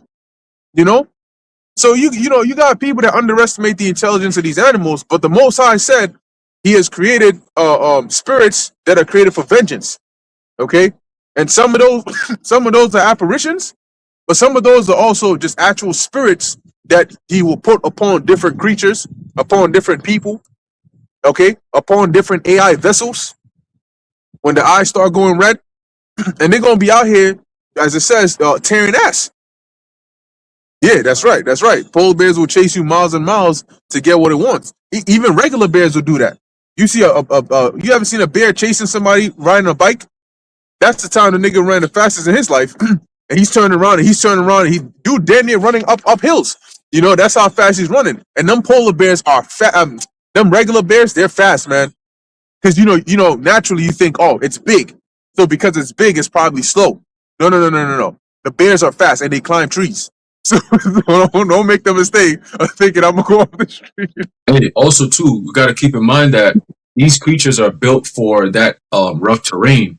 Unlike our feet, if you got shoes on, whatever the case may be, right? These creatures, their pads and their paws, they could land on like hard surface and still have traction. They could land on a slippery surface and still have traction, right? Because of their claws, right? They have they could land on thorns, and their pads are still going to protect it because of the hair that's covering, their paws and stuff like that. So even just the way the Lord built these animals, all right, if you're in a situation where it's what they call fight or flight response, you just have to call upon the Lord at that point and see, where your fate lies. Because let's say you run into some type of grizzly bear in the middle of the woods somewhere, Jake typically is not going to happen because Jake don't be in the woods like that. It's some Edomite shit. But let's just say some situation happens that you just happen to be doing what you got to do, and then you meet a grizzly or something like that. You might want to learn a little bit about the nature of these animals. That's one thing that people don't even do, right? Scriptures tell you that go to the beast and they shall teach thee, right? So you gotta actually take time to study up on the nature of these animals, because just knowing the nature of animals alone goes a long way. All right, it even teaches you even things about humans, right? Because we share a lot of similarities with animals, right? So there's something called animalistic instincts, right? People call that, people say those kind of things, right? The reptilian brain in your head, all that dumb shit they be coming up with. But at least it's always good to know a little bit about the animals, so you know, like, yo, if I was to encounter a freaking dog, right? This type of breed of dogs, this is how they act, this is how they are. So this is how I can maneuver around this, right? If I was to run into a freaking lion, right, compared to a tiger, right? How much distance do I have before they could actually attack? Like, you got to know all these things. Like for a lion, you might have about 20 feet. For a tiger, you might need 70 feet. You know what I mean? So it's not going to be the same. You can't treat them all the same. A hyena, you might need just 5 feet. You know what I mean? So you just got to learn how these animals You need more than that. if you're Usain Bolt, you definitely gonna need more than that. You know what I'm saying? But I got a quick precept here. There's a book of Amos, chapter 5, verse 19. It says, "As if a man did flee from a lion, and a bear met him, or went into the house and leaned his hand on the wall, and a serpent bit him." Right? In other words, the times that we're coming into, you're gonna have no breaks. Right? Once you think you run from a lion, that's pretty crazy. I mean, damn, I ran from a lion, my heart beating, oh shit. And then right when you thought it was over, you see a bear just coming top speed at you. Like, damn, I'm out of breath, bro. What the fuck? Like, yo, where am I gonna get this energy from? Boom, you got to find a way to make it happen. And then you finally get into this house. Yo, it's mad dark. You're trying to find where the light switch at, and then boom, you ran your hand around some shit, and then a snake, anaconda grab you and shit. You know what I'm saying? Do that. I asked that he told about grab you up, wrap you up on some bear hug and shit. You know what I mean? Now you can't get out. You know what I mean? So these are all part of the calamities that's going to befall a lot of people as part of judgment. Okay, that you're not going to have an escape. You know, one day you think your health is a problem. Oh shit. The next day your car is a problem. The next day your wife is a demon. The next day your children are about to die. The next day this. The next day that. You get fired from jobs. It's just going to be nonstop on the block. You got it, bro. Nah, you got it. Oh, yeah, go ahead, Shalom. Yeah, I just wanted to add real quick to what Aharon was saying about knowing the nature of animals. Just to use a simple thing. I know he knows more about dogs than me, but just look at dogs. If you see a dog wagging its tail, you know that the dog is happy. It's approachable. It comes up to you. You can even see the eyes. So it's like, oh, okay, it's interested. It'll sniff. So it's of no threat. But if you see the dog, I believe it's when they have their tail straight, or it's either straight or it's down, and you hear growling, you know, okay, yeah, it ain't too liking me too much. So, you know, let me not try to pet it or anything like that. So it's just, you know, like he was saying, just knowing the nature of animals could let you know. Because these animals, especially dogs, you know, just in dogs, the son that's always around us, them dogs could tear you up. So if you don't know how to deal with them, you could lose a hand. Yeah. Yeah, and for example, too, the difference between, you know, how a dog reacts versus how a big cat or a regular cat reacts, right? Because sometimes cats usually don't wag their tails when they're happy. Their tail will go up, you know. But if the cat just starts boom, you know, starts hitting his tail or starts moving in a certain way, it's probably getting annoyed or something like that, you know. And you probably won't see it on its face. You know, you'll just see the tail moving. Oh, dogs wag their tail, so he must be happy. So he sinks his nails inside of your ass, and then now, you know, it's a different. Them nails are sharp, you know. And before you know it, you getting clawed up. If you've ever been attacked by a cat, you're gonna be real careful before going near a lion, because lions are big. Okay, they're huge. Like their heads are super huge, their claws are super huge, and like Aharon was saying, these animals, like their everyday life is life or death. Okay, they hunt or they're hunted. All right, and most of the predators are hunters, so they are literally professional hunters. Okay, so when the Lord, like, you end up in a situation like that because He mentioned the wild animals. Okay, the dogs are tear. That's their life. Your life is freaking taking a bus, right? Getting on a damn train, eating food to where you feeling obese. You know, driving all day, sitting at home. You know, like that's your life. You're not actively out there. Like the reason the men of old, like David, for example, was able to fend off a bear or a lion. He was in a one in an age where they were stronger, but two, this was like back then men were, you know, tougher, right? They had more adrenaline, more testosterone. These things weren't like, you know, oh, this shit, oh, this is crazy. Here, somebody will see an ant and they'll lose their mind. They'll see a rat and they'll They'll be on the ceiling like Spider-Man. But in other countries where, it's regular, they don't bug out. They see a snake and they know, okay, there's a certain way to grab it from the back of the head so that it's not able to actually bite you. And then you can grab it by the tail and then, throw his ass somewhere. You don't want it to wrap around you too much. Here, they see a snake and they're gone 50 miles an hour. Because they're like, yo, like it's very rare that you encounter that in your city life. The American city life has weakened society to measures beyond belief because you're in an artificial bubble. You don't see, the most you'll see is a pigeon, and even that people get scared of, right? Or your regular birds and stuff. Squirrel. That's the most kind of animal, or a dog or something like that. You don't see actual. So a lot of people here are surprised when they see different creatures because they didn't even know these creatures existed. They didn't even know there were different kind of ants, And the scriptures tell you, right? Roughly paraphrasing in the book of Job, basically go to the animals and they will teach thee. Because there's actually a lot you can learn from animals, by studying them and looking at them. Esau does that. A lot of Esau's either hunting or technology is based on nature.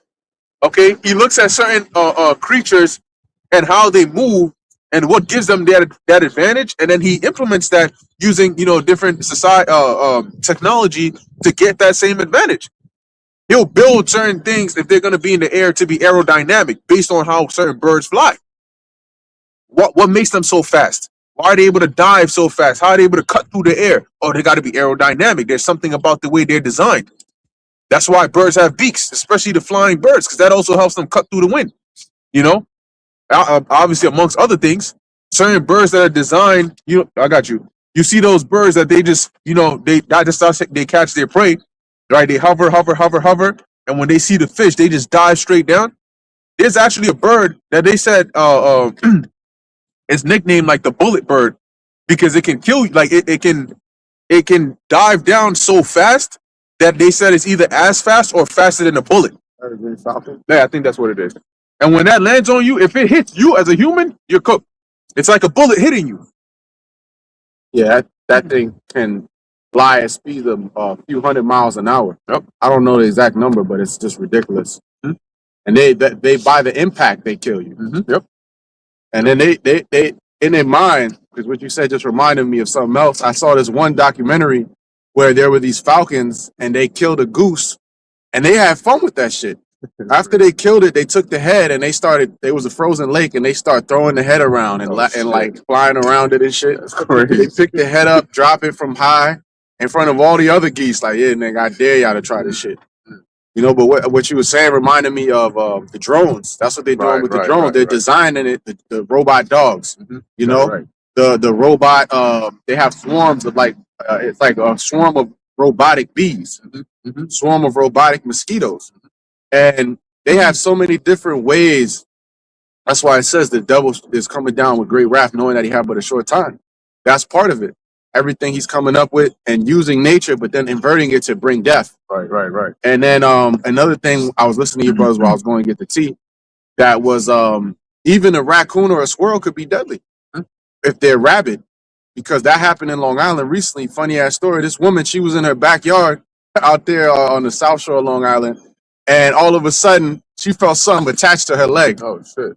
And it was a rabid raccoon. And I don't know if y'all know about rabies, but rabies is one of the most fucked up diseases ever, man. And that's basically the real life zombie disease. Where if you get it, you got to get some kind of jab they got or whatever for it. If you don't get it within the first 24 to 48 hours or something like that, basically you're dead. Yep. And it's a slow, painful death. You become hydrophobic. Like when you try to drink water, you can't drink the water for some reason. Like you try to drink it and they start spitting up the water. So you die of dehydration. And then the only way that they can kind of get water is like they'll try to bite. And then the rabies takes over the person's brain and their nervous system where they try to bite you. So they turn into a real life zombie. And that's the rabies also trying to spread itself into somewhere else.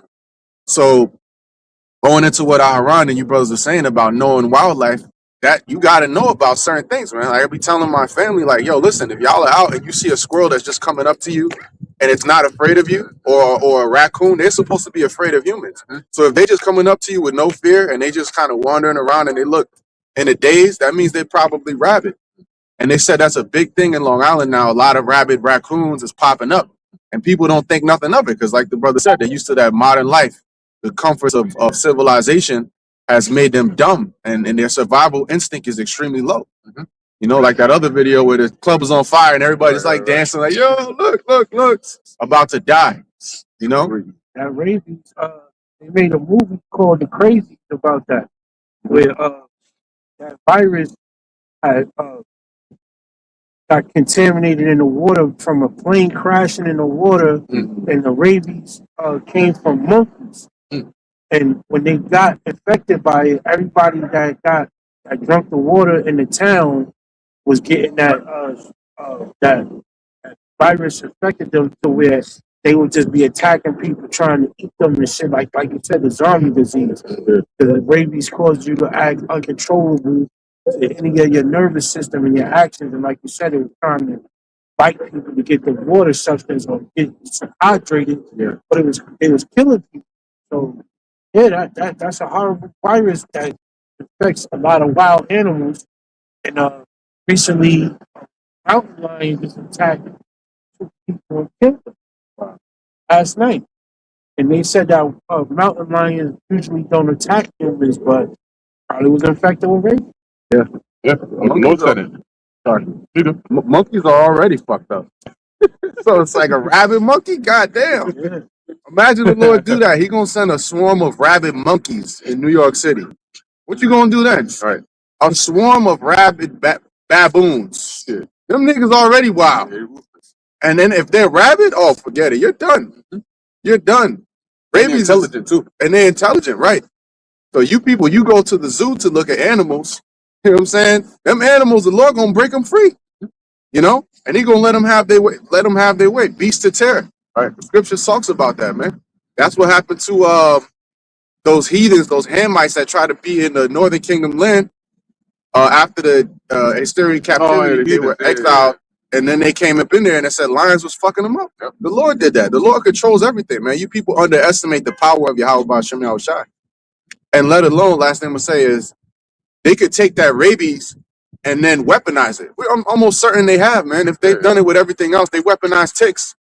In Long Island, they have one of the Plum Island off the eastern coast. It's a small island, and they had experiments. That's basically where Lyme disease came from, because it's spread from Long Island. They said that they used ticks and they made them into weapons. Where if that's why they say in Long Island, don't go in the grass, don't go in the tall grass. Motherfucker, Justin Timberlake, he was in the Hamptons, and that's right by Plum Island. These dumbass rich niggas, and that's the Lord plaguing them too. They be running around drunk in the field and shit, and he got Lyme disease now. Man, that's a fucked up disease too. It's debilitating, makes you tired. You could die from it if you don't keep that shit in check. You know, so that they weaponize rape. They could weaponize all types of shit, man. You had another experiment, and this one came out in the news. There was a dude that had extremely long a corpse they found, and the nails was extremely long on the. They found a body washed up on the shore. So they experimented with humans, they experimented with animals, and this is just one island. Imagine a deep underground military base, everything they got going on, and that shit is about to get unleashed on you people. So the right hand and the left hand can go wild. About to say in Long Island, is Montauk, right? Yeah, Montauk. That facility that they were doing. So Plum Island. Yeah. and all that. Yep. Viruses and mind control. So Yep. use those viruses to subliminally control minds, thinking that that's what they're gonna do, but they create a whole piece within that. An experiment, and you don't know what you're gonna come up with. And that's where they got the. They said that's where they got a lot of inspiration from Stranger Things, from the shit that was going on out there. Hey? No wonder it's called Stranger Things. Yep. Hey, but that's all the Lord's doing anyway. But this is why we need the spirit of Yahweh B'Shem Yahushai, because that, it keeps you calm, right? You know, for example, these things are not coincidental, right? The Most High sets it up. You know, whether you get bit, whether you get infected, what ends up happening to you, the Most High sets that up. Because the Apostle Paul, for example, he was bit by a serpent. He was supposed to die, but he didn't. You know, and he wasn't panicking. He wasn't bugging out. He wasn't tweaking because he knew the Spirit of the Lord was with him. Because the Lord controls what? Life and death. And people don't understand that. And that's why those that are set for death, as it says, you know, what you're going to go back to in Isaiah, they basically such as are for the sword to the sword. Okay? Go ahead. This book of Ecclesiasticus, the book of Sirach, chapter 39, verse 28. And it reads, there be spirits that are created for vengeance. So who created them? Yahweh Hashem, Yahweh Shai. Okay? So he has, you know, like today, right? They were talking about the military, the forces that they use in there, the special force one, the most elite force that they set up in there for this raid, and they went and they did everything, blah blah blah. The Most High got his elite special force military. Okay, he got his elite special force spirits specifically for vengeance, to take wrath upon the earth. Okay, go ahead. Which in their fury lay on sore strokes. Right, in their fury, right, in that wrath, in that vengeance, that spirit of vengeance, they lay on sore strokes. Okay, so they're not, you know, I always say this, man. People always think that demons and apparitions, you know, they come up just because in the movies, most of the time they'll come and scare you. Okay, they'll crawl and crawl and crawl, and then the last minute the priest will pop out with a cross and holy water and start sprinkling it on them, and then boom, they disappear. No. The Most High is bringing these spirits of. How is he going to take vengeance just by scaring you? They're going to actually be doing damage to people. Okay, there was this video I remember years ago. This man, he walked up into a Chase Bank with a hatchet in his hand. And when you watch the from the camera feed, he looked like he wasn't there. Like he just looked like he was just like mind controlled or something. And he just walks, boom, boom, boom, just lifeless. And he looking around, and then then there's somebody in front of him trying to pull off money or some shit, and the nigga just start hacking him. You know, he gets there, he looks around a bit, he turns, all right, that's the target. Turns around, positions himself, and then wham, wham, wham, with the legs and all that shit, he just starts hacking his ass away. That's a spirit that's on him to do that, and that's how the Lord is gonna set this up. So you're thinking, oh well, maybe if I could just reason with him, and the person getting hit is probably shocked, right? Like, yo, what's going on? Like, oh shit, yo, my legs, hold on, yo, if it's money you want, I'll give you money. It's not money he wants though, you know. He's just under an influence of the spirit, and that's the problem that a lot of people don't realize. When these calamities start taking place, it's the author, the creator of it, the Most High. He's the only one that can stop it or deliver you from it. And everybody thinks that they can do it of their own will. Nah, I'm gonna just take out my gun or whatever, and then boom, I'm gonna handle it. No, you're not. The Lord can have your gun jammed. Then what? You know? Or the second you know, oh shit, yo, where's my shit at? Where's my piece at? My tool. Your tool and your piece, it's not gonna be on you. You're gonna pick it up and then you're gonna fumble it. And then what? Yeah, gun jam. Now what? You know? And at that point, you know, they're gonna lose all hope. You don't understand the fire that you're messing with over here.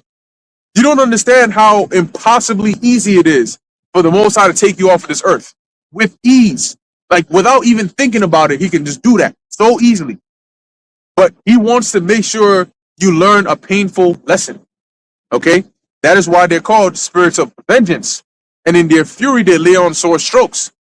And those spirits, trust me, are not going to listen to you above the Most High. Whether you believe it or not, you're going to find out when you're feeling it. There was another example, man, backing up what you said, with you hacking somebody to pieces. There was something else that happened in San Francisco. This crazy nigga, which that's them Democrat cities, man, they just let anything fly. Nigga do 10-time offender, and he's out on the street the next day, walking around. It's some psychopath, man. Because, you know, it's society's fault and he should be rehabilitated. Man, fuck that nigga. Throw him under the prison. That's it. But they don't give a damn. So this dude came out. He had a baseball bat with a nail at the end of it and swung it full speed at a bitch's head, and it went through her eye, took her eye right out. So, and then they were talking about, like, yeah, we know this guy. He's always around. He's been in and out of jail. Like, why the fuck didn't it? Yo. Right. But you know, this is like, and then again, people don't have no situational awareness. You out in the fucking hard part of town, just sitting there like an idiot. Should have stay your ass at home, man. The people got to be out and about. You know, the idle mind. You know, there's the devil's playground. They got to be doing something. You know, otherwise they're gonna lose their mind. But then you out there and you're not even paying attention. Right. People on their phone. You know, Right. people are ripe for death, man. You people are ripe for destruction. Right. Yeah, there was one where a dude killed his wife. There's an old man too, and they were it's just random. They were at a bus stop, and all you see is I forgot what he used. If it was like a metal chair or a pillar or some shit. The nigga was just 1 second he's sitting next to her, and then the next he's just like I don't know if she said something to him about freaking did you pay the car note or something, and he just like had enough after 60 years. He was like fuck, it. And he just boom, just bam, bam, bam on her head, bam, bam, bam, and you know it's a spirit on them when they don't stop after the person is dead. They just keep going like they're in a trance, bam, bam, bam, bam, like just continually. And then after that, he just got up and left. I'm like, oh, yo, so that's how the Lord, and that was years ago. So how much more for now? These people are like patients in the psych ward, but they're let loose to walk around. A lot of these people are ticking time bombs, man. They're ticking time bombs. So you gotta be real careful out here nowadays because the stories are out of pocket. Go ahead. Oh, there was one too where, and then once again, really. The best way to be prepared is to have the spirit of Yahweh Ba'ashem Yahweh Shai with you. That you don't get around that. Now, obviously, knowing how to defend yourself and all that, being wise, those are also important too. But first and foremost, you got to have the spirit of the Lord with you. Because I was reading about an incident that happened recently, and I forgot where it was, but I think it was on the West Coast. Some guy, something innocent was his name. Ironic, right? Something innocent. He basically went. It says that he went, followed a couple, right, late at night after they had left a rooftop. Basically followed them, went there, punched the fiance, right, the man, to the point where I think he fell on the floor. He was bleeding and shit, and then freaking took the woman hostage back to another rooftop, forced her to perform some sexual acts, and then it says that she bit his rod, and then she ended up running away and shit. They said she ran out there naked and found a police officer or some shit, and they went and apprehended him. And then they said this nigga, they already knew who he was. He'd been in and out of that area for a minute. But they let a guy like this, run loose.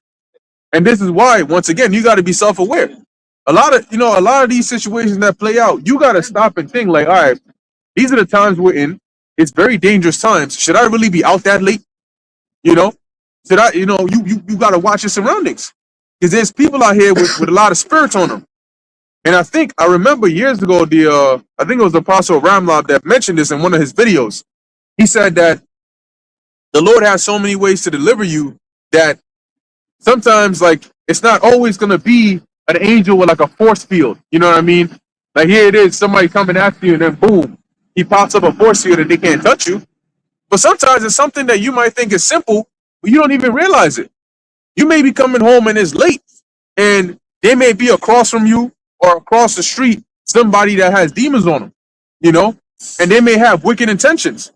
But you'll walk past them and they'll walk past you and nothing will happen because the Lord will work on their minds to where it's like they don't even see you. Like your guardian angel will just have it to where they lose all malicious intentions towards you, and then you just go about your way. And then boom, just like that, you're good. But that's all the workings of the Lord, which you don't even realize. I always like to mention that there's so many instances that we probably don't ever see because the Lord handled it so, that's it. The Lord handled it so seamlessly that we never even noticed. Like they'll show you in some movies where there's an assassin trying to come after somebody. This movie we watched years ago, there was a baby that they were trying to, these like kidnappers were trying to get. And it's like the baby's just moving innocently, but these kidnappers keep getting hurt while trying to grab the baby, And then the baby ends up climbing to some construction site, and it's just crawling. And these things like, oh shit, whoa, we got to get this baby. And then one of them will fall and bust his ass. Then the baby just happens to land on one of the contraptions and swings it to one side. It lands in the bushes somewhere, and it just keeps on crawling. And that's like how the Lord, protects us. You duck down to tie your shoes, and the assassin's dart just misses right over your head, and you don't even notice. Get back up, and you keep on walking. And then the other scene, they finally caught the baby. The nigga caught the baby and put the baby in his I think it was in his jacket. And then he's sitting there, and then the cop approaches him, and now he's talking with the cop, trying to keep his cool, so the cop don't realize that he basically kidnapped the baby inside of his jacket, not knowing that there was a lighter inside his jacket, and the baby got curious. So the baby grabbed the lighter, starts playing around with this shit, and then the nigga lights the lighter up on the dude's nipple, and now the guy is out here talking. He talking to the officer, and he starts extending his words. I just came to the park. Yeah, Kirk will hit. They say get his ass burned. Finally managed to survive that shit. It was a funny movie, but it just goes to show you how the Lord, he mentions, right, like how the angels encamp about them that love him, and they basically protect us. So that's why it's so important that we do what we do for the Lord, because he'll preserve us and he'll protect us. The rest of you people out there, it's the reverse. When you go down to tie your shoe, you literally, you may have been standing this way and you may have been blocked by something. And the Lord will make you go down to tie your shoe so you become an open target.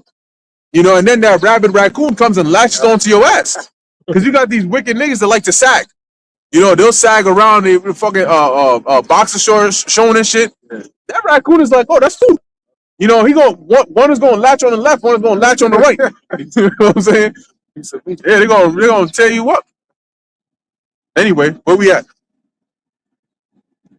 Ecclesiasticus 39:28, and it reads, "There be spirits that are created for vengeance, which in their fury lay on sword strokes. Mhm. In the time of A sword stroke is not the kind of stroke you get. You just get a bruise. Like the demon or whatever hit you, and then it was just a bruise. Them sword strokes are like, you ever see those pit bulls when they grab on attack, they latch onto something. You're gonna take 2-3 people to get that animal off, because it's just like you're swinging and it's going along with your arm, and you like, damn, yo, like this thing head is mad big. Like that's how aggressive these spirits are gonna be, because their goal in mind is what I was gonna tell you, right? which in their fury lay on sword strokes. In the time of destruction, they pour out their force." In a time of destruction, see, and we're coming into what? The time of destruction. So guess who's gonna walk up in here in the time of destruction? The spirits created for vengeance, because that's their time to show. That's their time to shine. So what do they do in the time of destruction? They pour out their force and appease the wrath of him that made them. So when the Most High is angry and he wants painful judgment against somebody, he sends his spirits of vengeance. Just like when they wanted to get this guy Maduro out there, they sent their special force. They didn't send no privates and new guys. No, they sent according to them, their most elite force to get the job done. The Lord sends his elite force, and they do what? They appease the wrath of him that sent them. That's their only number one goal. Their number one goal is to make the Most High happy. And if the Most High says, I want this guy, I want him hurt, what do you think the job of those spirits is going to be? Their sole job is to come there and hurt him. And if it's on to death, they're gonna punish him onto. There's a scripture that mentions that, punishing the wicked onto destruction. So those spirits are gonna come there. So they're not, like I said, it's not gonna be to bruise you or to let you off the hook. They might let you know that you're not leaving alive. You're not escaping this today. Like, yeah, I'm sent here to put you out. And they'll say it in a calm way, but you will not escape. That's the whole point. So people, once again, not having the foresight, not having the vision, right, and not having the ability to understand these scriptures or take heed, they don't see how all the things that are happening now is just leading one step to another, to another, to another. Like when you go to watch a movie and you've seen the trailer, you know how action-packed it is, but the beginning of the movie is always some random shit. They always show that. In them action movies, the movie always starts in either back in time, centuries ago, or in a flashback, or in just some peaceful ass time. And it's just like it has to build up until the actual part you saw in the trailer. And you're just like, I kind of expected that. Oh, this guy's doing this. Everything is all good. Then shit starts going south. That's the same thing now. We're living in that time where shit is starting to go south. But people don't see that because they keep looking north. And it isn't going to be until the something similar to what happened to them Venezuelans start happening to you Americans. When these nations start fighting back, because the Lord has put that spirit upon them, that's when you're gonna realize, oh, this place is not invincible after all. When you start feeling the effects of it, when it starts hitting home, the food starts going. It's already bad now. You paying inflationary dollar for fake food, for lab grown meat, for what they put artificial flavors, but they don't ever expound on what the artificial is. When you go to these stores, that's what they're putting GMO foods in there and artificial flavors, lab grown meat, and then you paying the top dollar for it.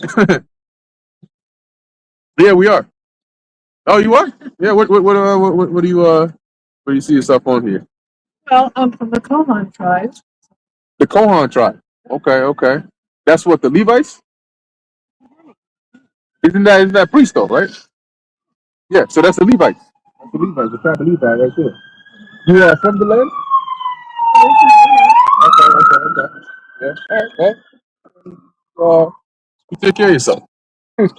God. Fire and hail and famine and death, all these were created for vengeance. Hey, you got to deal. Yeah, that was fast. That's fun. Yeah, you got to deal. You got to deal. We already knew it ain't for. Hey, but she said she from the Kohan tribe. Kohan tribe. Yeah. The Kohan You tribe. don't even know that's Levites. Yeah, where's Kohan in the scriptures at? Kohan tribe at? Yeah, where you at? See, this is the bullshit these people got. Yo, this is what we got to deal with. Put up with this shit. All right. If you want to pull up, they call themselves J-ish, but yeah, she talking about she from the Kohan tribe. And it's like you got to ask these people, what are you talking about? What tribe in the scriptures is the Kohan tribe? Right? You just run your mouth, and then that's the shit. We allow them to just go around saying all this whole ass shit without really bringing them holding them accountable for what they're saying. Or you claim to be God's chosen people. You see the actual prophets of the Lord, and you just pop up and say, "Oh, I'm one of them." And then, okay, what tribe you from? The Kohan tribe. Stop with this. We don't want to hear this shit. Move on, brother. You got it. That's it. And she already. I think she started to realize. Oh, I think I'm in the wrong area. 'Cause they're different. They're a different kind of Israel. That's why I asked her. I said, "Well, that's Levi. Where you see yourself on here?" Oh, I'm on the Kohan tribe. Oh, that's the Levites. Oh shit! All right, hold on, my rabbi. Yeah, let me walk on down the street. That's just hilarious because she came before an actual Levite. Right. Actual Levite, like you, me, you and me. No, you are not me. bitch. Yep. But you know, years ago we did have two so-called Amalekites, because they might have been Jacob, but they came up here, right? And they were asking, because they always see the sign. And I see why the Lord said to have the sign out there, because majority of the time, like if people don't stop long enough to listen, they sort of look at the sign to see, okay, what's that about? And I remember they came up here and they were on that same thing. It's always the Kahans, everybody's a priest. Where in the scriptures did it say women were priests? Anyway, so anyway, we asked her some questions, right? We started going into the scriptures, and she came on the energy of like, I'm a Kohan. I'm a Kohan tribe. I know what I'm talking about. So we started hitting her with some precepts, started going to the scriptures, went into the history, and she left with the mindset of, oh, this is interesting, because like to them, it's similar to what they do in Islam, but on the Amalek side, which is there's certain things they teach you, but certain things they basically, the congregation doesn't question their rabbi about. They're just told. And it's like esoteric knowledge. So when we start going into they'll talk about the Torah. They think, oh, let me just throw out some key terms out there. And usually when people hear that, they're like, oh, that's holy. Let's back up. She said Kohan. You said Kohan. She said the Torah. We said, okay, well, let's go into the Torah. What's up in there? Now it's like, oh, well, that's usually what the rabbis go into. We just sit there and listen. So we started questioning them. And at the end, they were like, yo, she had to admit that even though what we were teaching was not what she was taught, it made sense because we brought it right out of the same scriptures, And she one of them had one of them was more ready to accept it, and the other one was a bit more resistant. But at the end, when she realized, yeah, nah, this is what they're saying, you can't refute the points. Then she started to get on board, and then eventually they left. That was the two that called up their friends.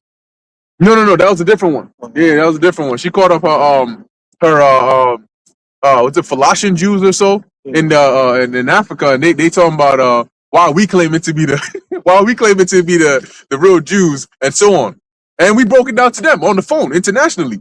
And then they had to be like, oh shit, hey brother. Now they went from imposters to brother. Now we brothers. Hey brother, hey brother, that's some Stopping, brother. but it goes to show you that like you don't gotta, you don't have to. You look like you am. Oh, you get all aggressive with people. No, because edification can come from any angle. Even if they don't believe, the dialogue you have can bring more edification to somebody on the other side who can hear it and believe and say, yo, you know what? I used to believe that what Amalek was saying was true, but why is it that this Amalekite came up here and the points that were being made is showing that, hold on, there's some holes in what they're saying. Because if you truly are, why couldn't you answer that? Or what about this? Nobody has really confronted them on that level, and you can do it without being aggressive. You can do it with just regular dialogue, because what matters is the information. It's not, if you yell it to them or if you say it to them, what matters is the actual information. But what do you think is going to happen when you start yelling at somebody? They're either going to get angry and yell back, or they're just going to go down the street.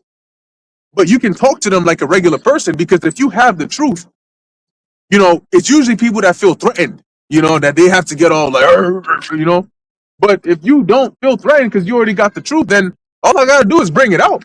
It's going to do the heavy lifting, Hey, that's why they don't want people questioning nothing, because if you question anything, you poke too many holes in their narrative, right? That's why they're creating all these anti-Semitic laws, because a lot of people are starting to question the obvious things that they're seeing, like they're noticing, and just noticing alone nowadays could get you on the red list to be exterminated, pretty much. So we're dealing with a very dangerous devil out here. And now this is the book of Luke, chapter 21, and verse 15 is what the Lord said. He says, "For I will give you a mouth and wisdom, which all your adversaries shall not be able to gainsay nor resist." In other words, they're not going to be able to reply or refute against what we're saying. They're not going to be able to call it, oh, that's anti-Semitic.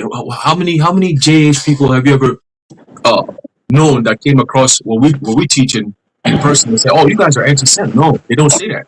They don't say it, because that whole anti-Sem rhetoric and shit, that narrative is a made-up thing by the elites to stop people from having actual conversations about what's going on. Real people don't think like that. Most people are like, oh shit, like even JH people. We've met JH people that will come up and based on regular dialogue, they don't look at us like, oh, you guys are a threat. Oh my God, my nation is a threat. Oh no. Oh my God, I feel like you're accusing me, you're pressing on me, you're gonna do something bad to me. Oh my goodness, you're an anti-Sem. No, they don't do that, bro. And for the most part, people don't even bother them niggas, bro. When you really look at it, all these narratives of, oh, JH people under attack and Bondi shooting, they targeted the JH community. Nobody does that, because people know the consequence. People don't even speak against these niggas, bro. If you're in the media, you speak against the JH people, you're done. Your career is over. You're in politics, you speak against them, you're done. You out of there. Whatever field you may be in, sports, whatever. Look what happened to Kyrie Irving. Now, just by saying something alone, look what happened to him. Now imagine actually carrying out something physical against them. Are you nuts? You know what I'm saying? Whatever happened to the results of the Bondi situation, right? It's like, oh, the person that got arrested and apprehended, they said somebody got shot and got deleted. But what about those who got arrested? What about them? We're not going to do a follow-up. We're not going to follow up and see, hey, what's going on with this, and what charges are they being brought up on? Like nothing at all. It just dies off. And then the only thing we hear about is we need more gun control in Australia. We need more a ban against anti-Semitic speech. Like, what about the shit that these niggas actually did, right? And understand that not everyone is in support of what they actually did. So what about that part? Oh, no, everyone needs to get punished because of what these people did. We're not going to worry about what they did, but just the fact that they did it, everybody got to get punished for it. Yeah, okay, that makes a lot of sense, right? But the point is, the Lord has given us a spirit where we come out with the truth. Most people cannot refute it. They can only understand it and be like, nah, and then walk away. But they're not going to say, nah, you brothers are lying. Because, bro, what are we saying that you can actually come back with and say, nah, what y'all saying ain't true? You don't. You can't. And if you were to follow the same thing we doing, you're going to arrive at the same answer. But most people don't want to do that because the truth is too problematic for them. It causes you to have to think different. You got to think about life differently now, right? Your comfort zone, the veil that's been covering you and making you feel so invincible is gone. Now you're seeing the world for what it really is. Right? That the food that you're eating is poisoned, right? Most people can't stomach that. It changes your whole mindset. Now you could just pick up a cookie and eat it. Now you pick up the same cookie, you're like, damn, like your conscience is bothering you because now you know the truth about the cookie, right? So are you really going to follow through and eat that cookie knowing damn well now that you have the truth? Or are you just going to fuck it, I'm not going to fuck with it. Exercise some discipline. So it's the same thing, all right? The JH people are having conversations saying, man, like, So everything that we've known about ourselves is actually false. The true Hebrews are actually the so-called blacks, Latinos, Native Americans. They know that. But some of them say it. They'll be joking around. You see a Jewish nigga in a bodega somewhere in Midtown Manhattan, and you might see a Jake run up into him and be like, "Yo, you know that the true Israelites are us, right?" And they'll be like, "Yeah, you guys are the true children of Israel, but what are you gonna do about it?" Right? Like you don't have the power. Like, yeah, you know that, but what you gonna do about it? You still doing whole ass shit, killing your own people. So what's the point of you being known as God's chosen people when you don't do godly things anyway? Right? Because they know they're the ones who are setting up all this shit for you to be blamed anyway at the end of the day. All right, but I just want to add that in there, that they always come up running their mouth and talking shit until they hear the words come out from the scriptures, and all of a sudden now it's a different tune. It's a different ballgame. No longer claiming to be Kohan and all that shit, because you realize there ain't no such thing as a Kohan tribe. Fuck out of here. You got it, bros. Yeah, she was long gone after that. Because like there was that that video. I think the dude was from the IUIC where he had the J person pull up, and the J was recording him, and basically he ended up getting into a berating session, of berating them, and that's exactly what they want. They're masters of playing the victim, and literally all they gotta do is rage bait you a little bit, and you already showing them. See, this is why we say they're aggressive. This is why we say they're anti-Sem. Like how he just attacked me, and I was just asking him a question. That's literally the narrative they want to paint. They want to be the victim, and you fall for it hook, line, and sinker every single time. Now, next thing you know, you've lost your cool, and hey, this is why. Now you got the whole camp screaming, hey, Amalek, you going there, you going to that. That's literally what they want, bro. He won because of that. When they come over here, we don't give them that. You ask questions, we'll give you answers. We'll ask you questions. Let's see if you can give us answers. Yeah, you ain't gonna record that, right? They ain't gonna record that because then it's gonna make them look bad. Like Haran was saying. So they know the truth. Some of them are oblivious to it because they grew up in it and that's just it. They don't even look into it. They just do it because that's all they were taught, which is the majority of these people. But over here we study, man. We learn because we actually believe it. So we're not just gonna walk around not knowing what it is. That's why if people come up with questions, we'll answer it. The scriptures tell you that, knowing how you ought to answer every man. That's why you got to study and know and understand what it is that you're actually teaching. You can't go up there and start teaching and you don't know what you're talking about. And you just hope that nobody asks you that question. Because the second they ask you that, hey, see this what's wrong with our people. You won't come up here asking all kinds of questions. Why don't you stop and listen? Or they will listen and then they got questions. But now you got to kick them down the street because you don't have answers. And that's not good. That's not a good representation of the Lord. You got that? Yeah, I was gonna add to your point. It comes with also spiritual maturity. A lot more spiritual maturity because, like, a lot of us when we came in, we're beating on our chests, and you feel like you kind of have a chip on your shoulder, to, like, bring this truth out. But then when you have more confidence in what we're teaching, as the brother said, you could just deal with people and just speak to them. Right. You don't have to get all out because the scripture says anger resteth in the bosom of fools. Right. If you have confidence in this truth, there's no need to get all out of character. You know what I mean? Mhm. You could just speak to people, and the sword cuts deep, anyways, man. That's even cutting deeper because then they can't sit here and say, you're being, this, and that, like the brother said. They just have to deal with the facts that's being presented. Calm, cool, collected. Boom. That's what it is. Mhm. And then that's why they get up down the street. That's it. Quick, too. They double their steps. Because the thing about the truth is, like Haran said, if you deal like logically and honestly, you'll arrive at the same truth. You have to twist the road somewhere. You got to twist the path somewhere if you don't arrive at the truth. Okay? Because if we go by whatever the question is, whatever the case is, and that's why you got to ask them questions. You got to ask them questions because you got to guide them with your questions to that conclusion. And you know what? They're going to say it out their own mouth. And that's how they put their foot in their mouth. Because they're going to come and say A, they're going to say B, they're going to say C, and then next thing you know, boom. I remember when I first came into the truth, I used to watch GMS London a lot, right? Because, that was back when they were in London Central. There was that red, like, shuttle bus that used to come around. And they used to have mad people always coming up over there. And the elder brother, Rakhaya Kwam, he would always shoot them alive, man. All the other brothers too. But he would always shoot them alive because you know what? He would ask them questions. They'd come up and you'd have somebody always come up saying, oh, well, how do you know this is that and the third? and it'll be the Jake that has the dumbest questions. Yeah. But they'll come up and they'll say this, that, and the third, and he'll ask him, "Oh, okay, so you said this, right? Okay, are you sure about that?" And then now that's when they start backing up a bit. Oh, well, what you just said it? Are you sure about it? Yeah, I'm sure. Okay, I'm glad you said that. Now get me this, and then boom, next thing you know, they cut themselves. See, that's more impactful because at that point, I'm not just telling you what it is. You're the one who said it out your own mouth. Right. You went up into a dead end, and now you stuck. Now you see how you're looking stupid. So you came up here with some pseudo point, and you just got proved wrong that your point doesn't stand. Now you can go down the street with your tail tucked, because now you came against the word of the Lord. You can't say, "Oh, I came there, they didn't let me speak because they knew that if I spoke, I would have cut them and stomped them and blah blah blah blah blah." No, we speak the words of the Heavenly Father. Do you actually think that the words of the Most High, who created the concept of words, is gonna have fallacies in it? No. The only thing that has fallacies is your understanding of it. That's the end of that. You either have the understanding or you don't. And if you don't, then you're going to get confounded. But the Lord told us for a reason that none of our adversaries are going to be able to gainsay or resist this word. So the power is in the word. Let's go back. Oh, here, go ahead. I was going to add to your point. You give them enough rope that they hang themselves. That's it. And every time they answer the question, you give them a little more rope. Before you know it, they're getting on the chair. They're putting it around their neck while they're talking. They're tightening it up, and then they're ready to go. That's it. And that's how you got to do it. And there was the other video I remember speaking on the Brothers in London. There was a dude talking about the Book of Enoch and this and that, and they chopped him to a million pieces, man, in the spirit. He said, "You're gulping like a fish, my man.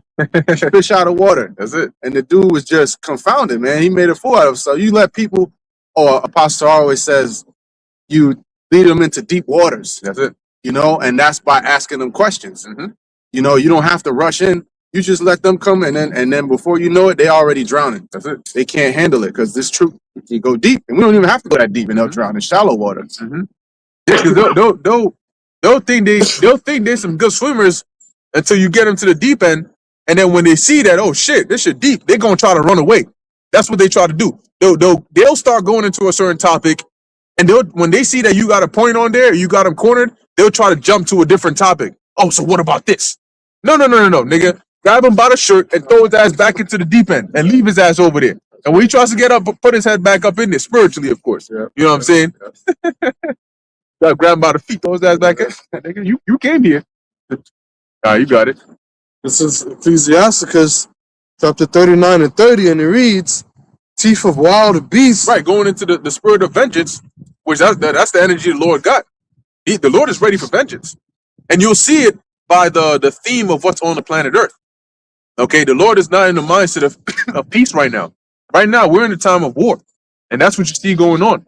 And I'm sure we're going to hear more and more. I think they said at 11 o'clock, Trump was supposed to answer questions on a press conference and whatnot. But you're going to hear more and more about, this whole Venezuela situation as it unfolds. And it's going to lead us yet another step into prophecy. Right? And scorpions, serpents, and the sword punishing the wicked to destruction. Yeah, and the Lord got different versions of that. He got the AI versions. He got the 2026 versions. He got the more modern versions, and he got the ancient versions. So imagine that. You might not meet a hyena, but you might meet what they call them things, the robo dogs. A robot dog by Boston Dynamics. And here it is that nigga coming after you too, and he's biting with metal teeth. That's the problem with these robots, because now what they're doing, especially in China, is these RoboCops. These robot police and robot cops, where they're like humanoids and they can move, pretty autonomously. The problem with that is you're not going to be seeing those videos anymore where Jake outruns a fat cop. Because them cops, they be chasing you and shit, then they get tired. Or they'll try to catch you and then they'll fall, and then the Jake will just run circles around them. You're not going to do that with this AI robot. Because this robot, if the robot doesn't break form, it just boom, boom, boom, boom, boom, boom, and it just after your ass until either its battery dies or it loses signal or something like that.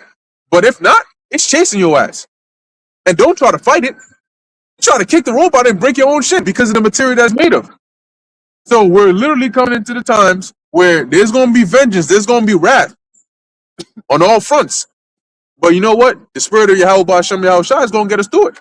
that standard is going to be lifted, and that standard is going to be unmatchable. You know, it's going to be unmatched. Go ahead. Was that it on that? Jump to verse. Nah, you good. Jump to Isaiah 65, where we're at on there.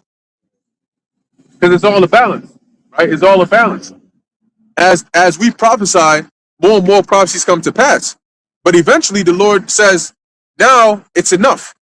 Okay? Now you're good. You don't need to warn about it anymore. Look, when you are, if you're driving and there's something going on up ahead, whether it's construction or, you know, a warning or whatever, the warning is before you get to the point.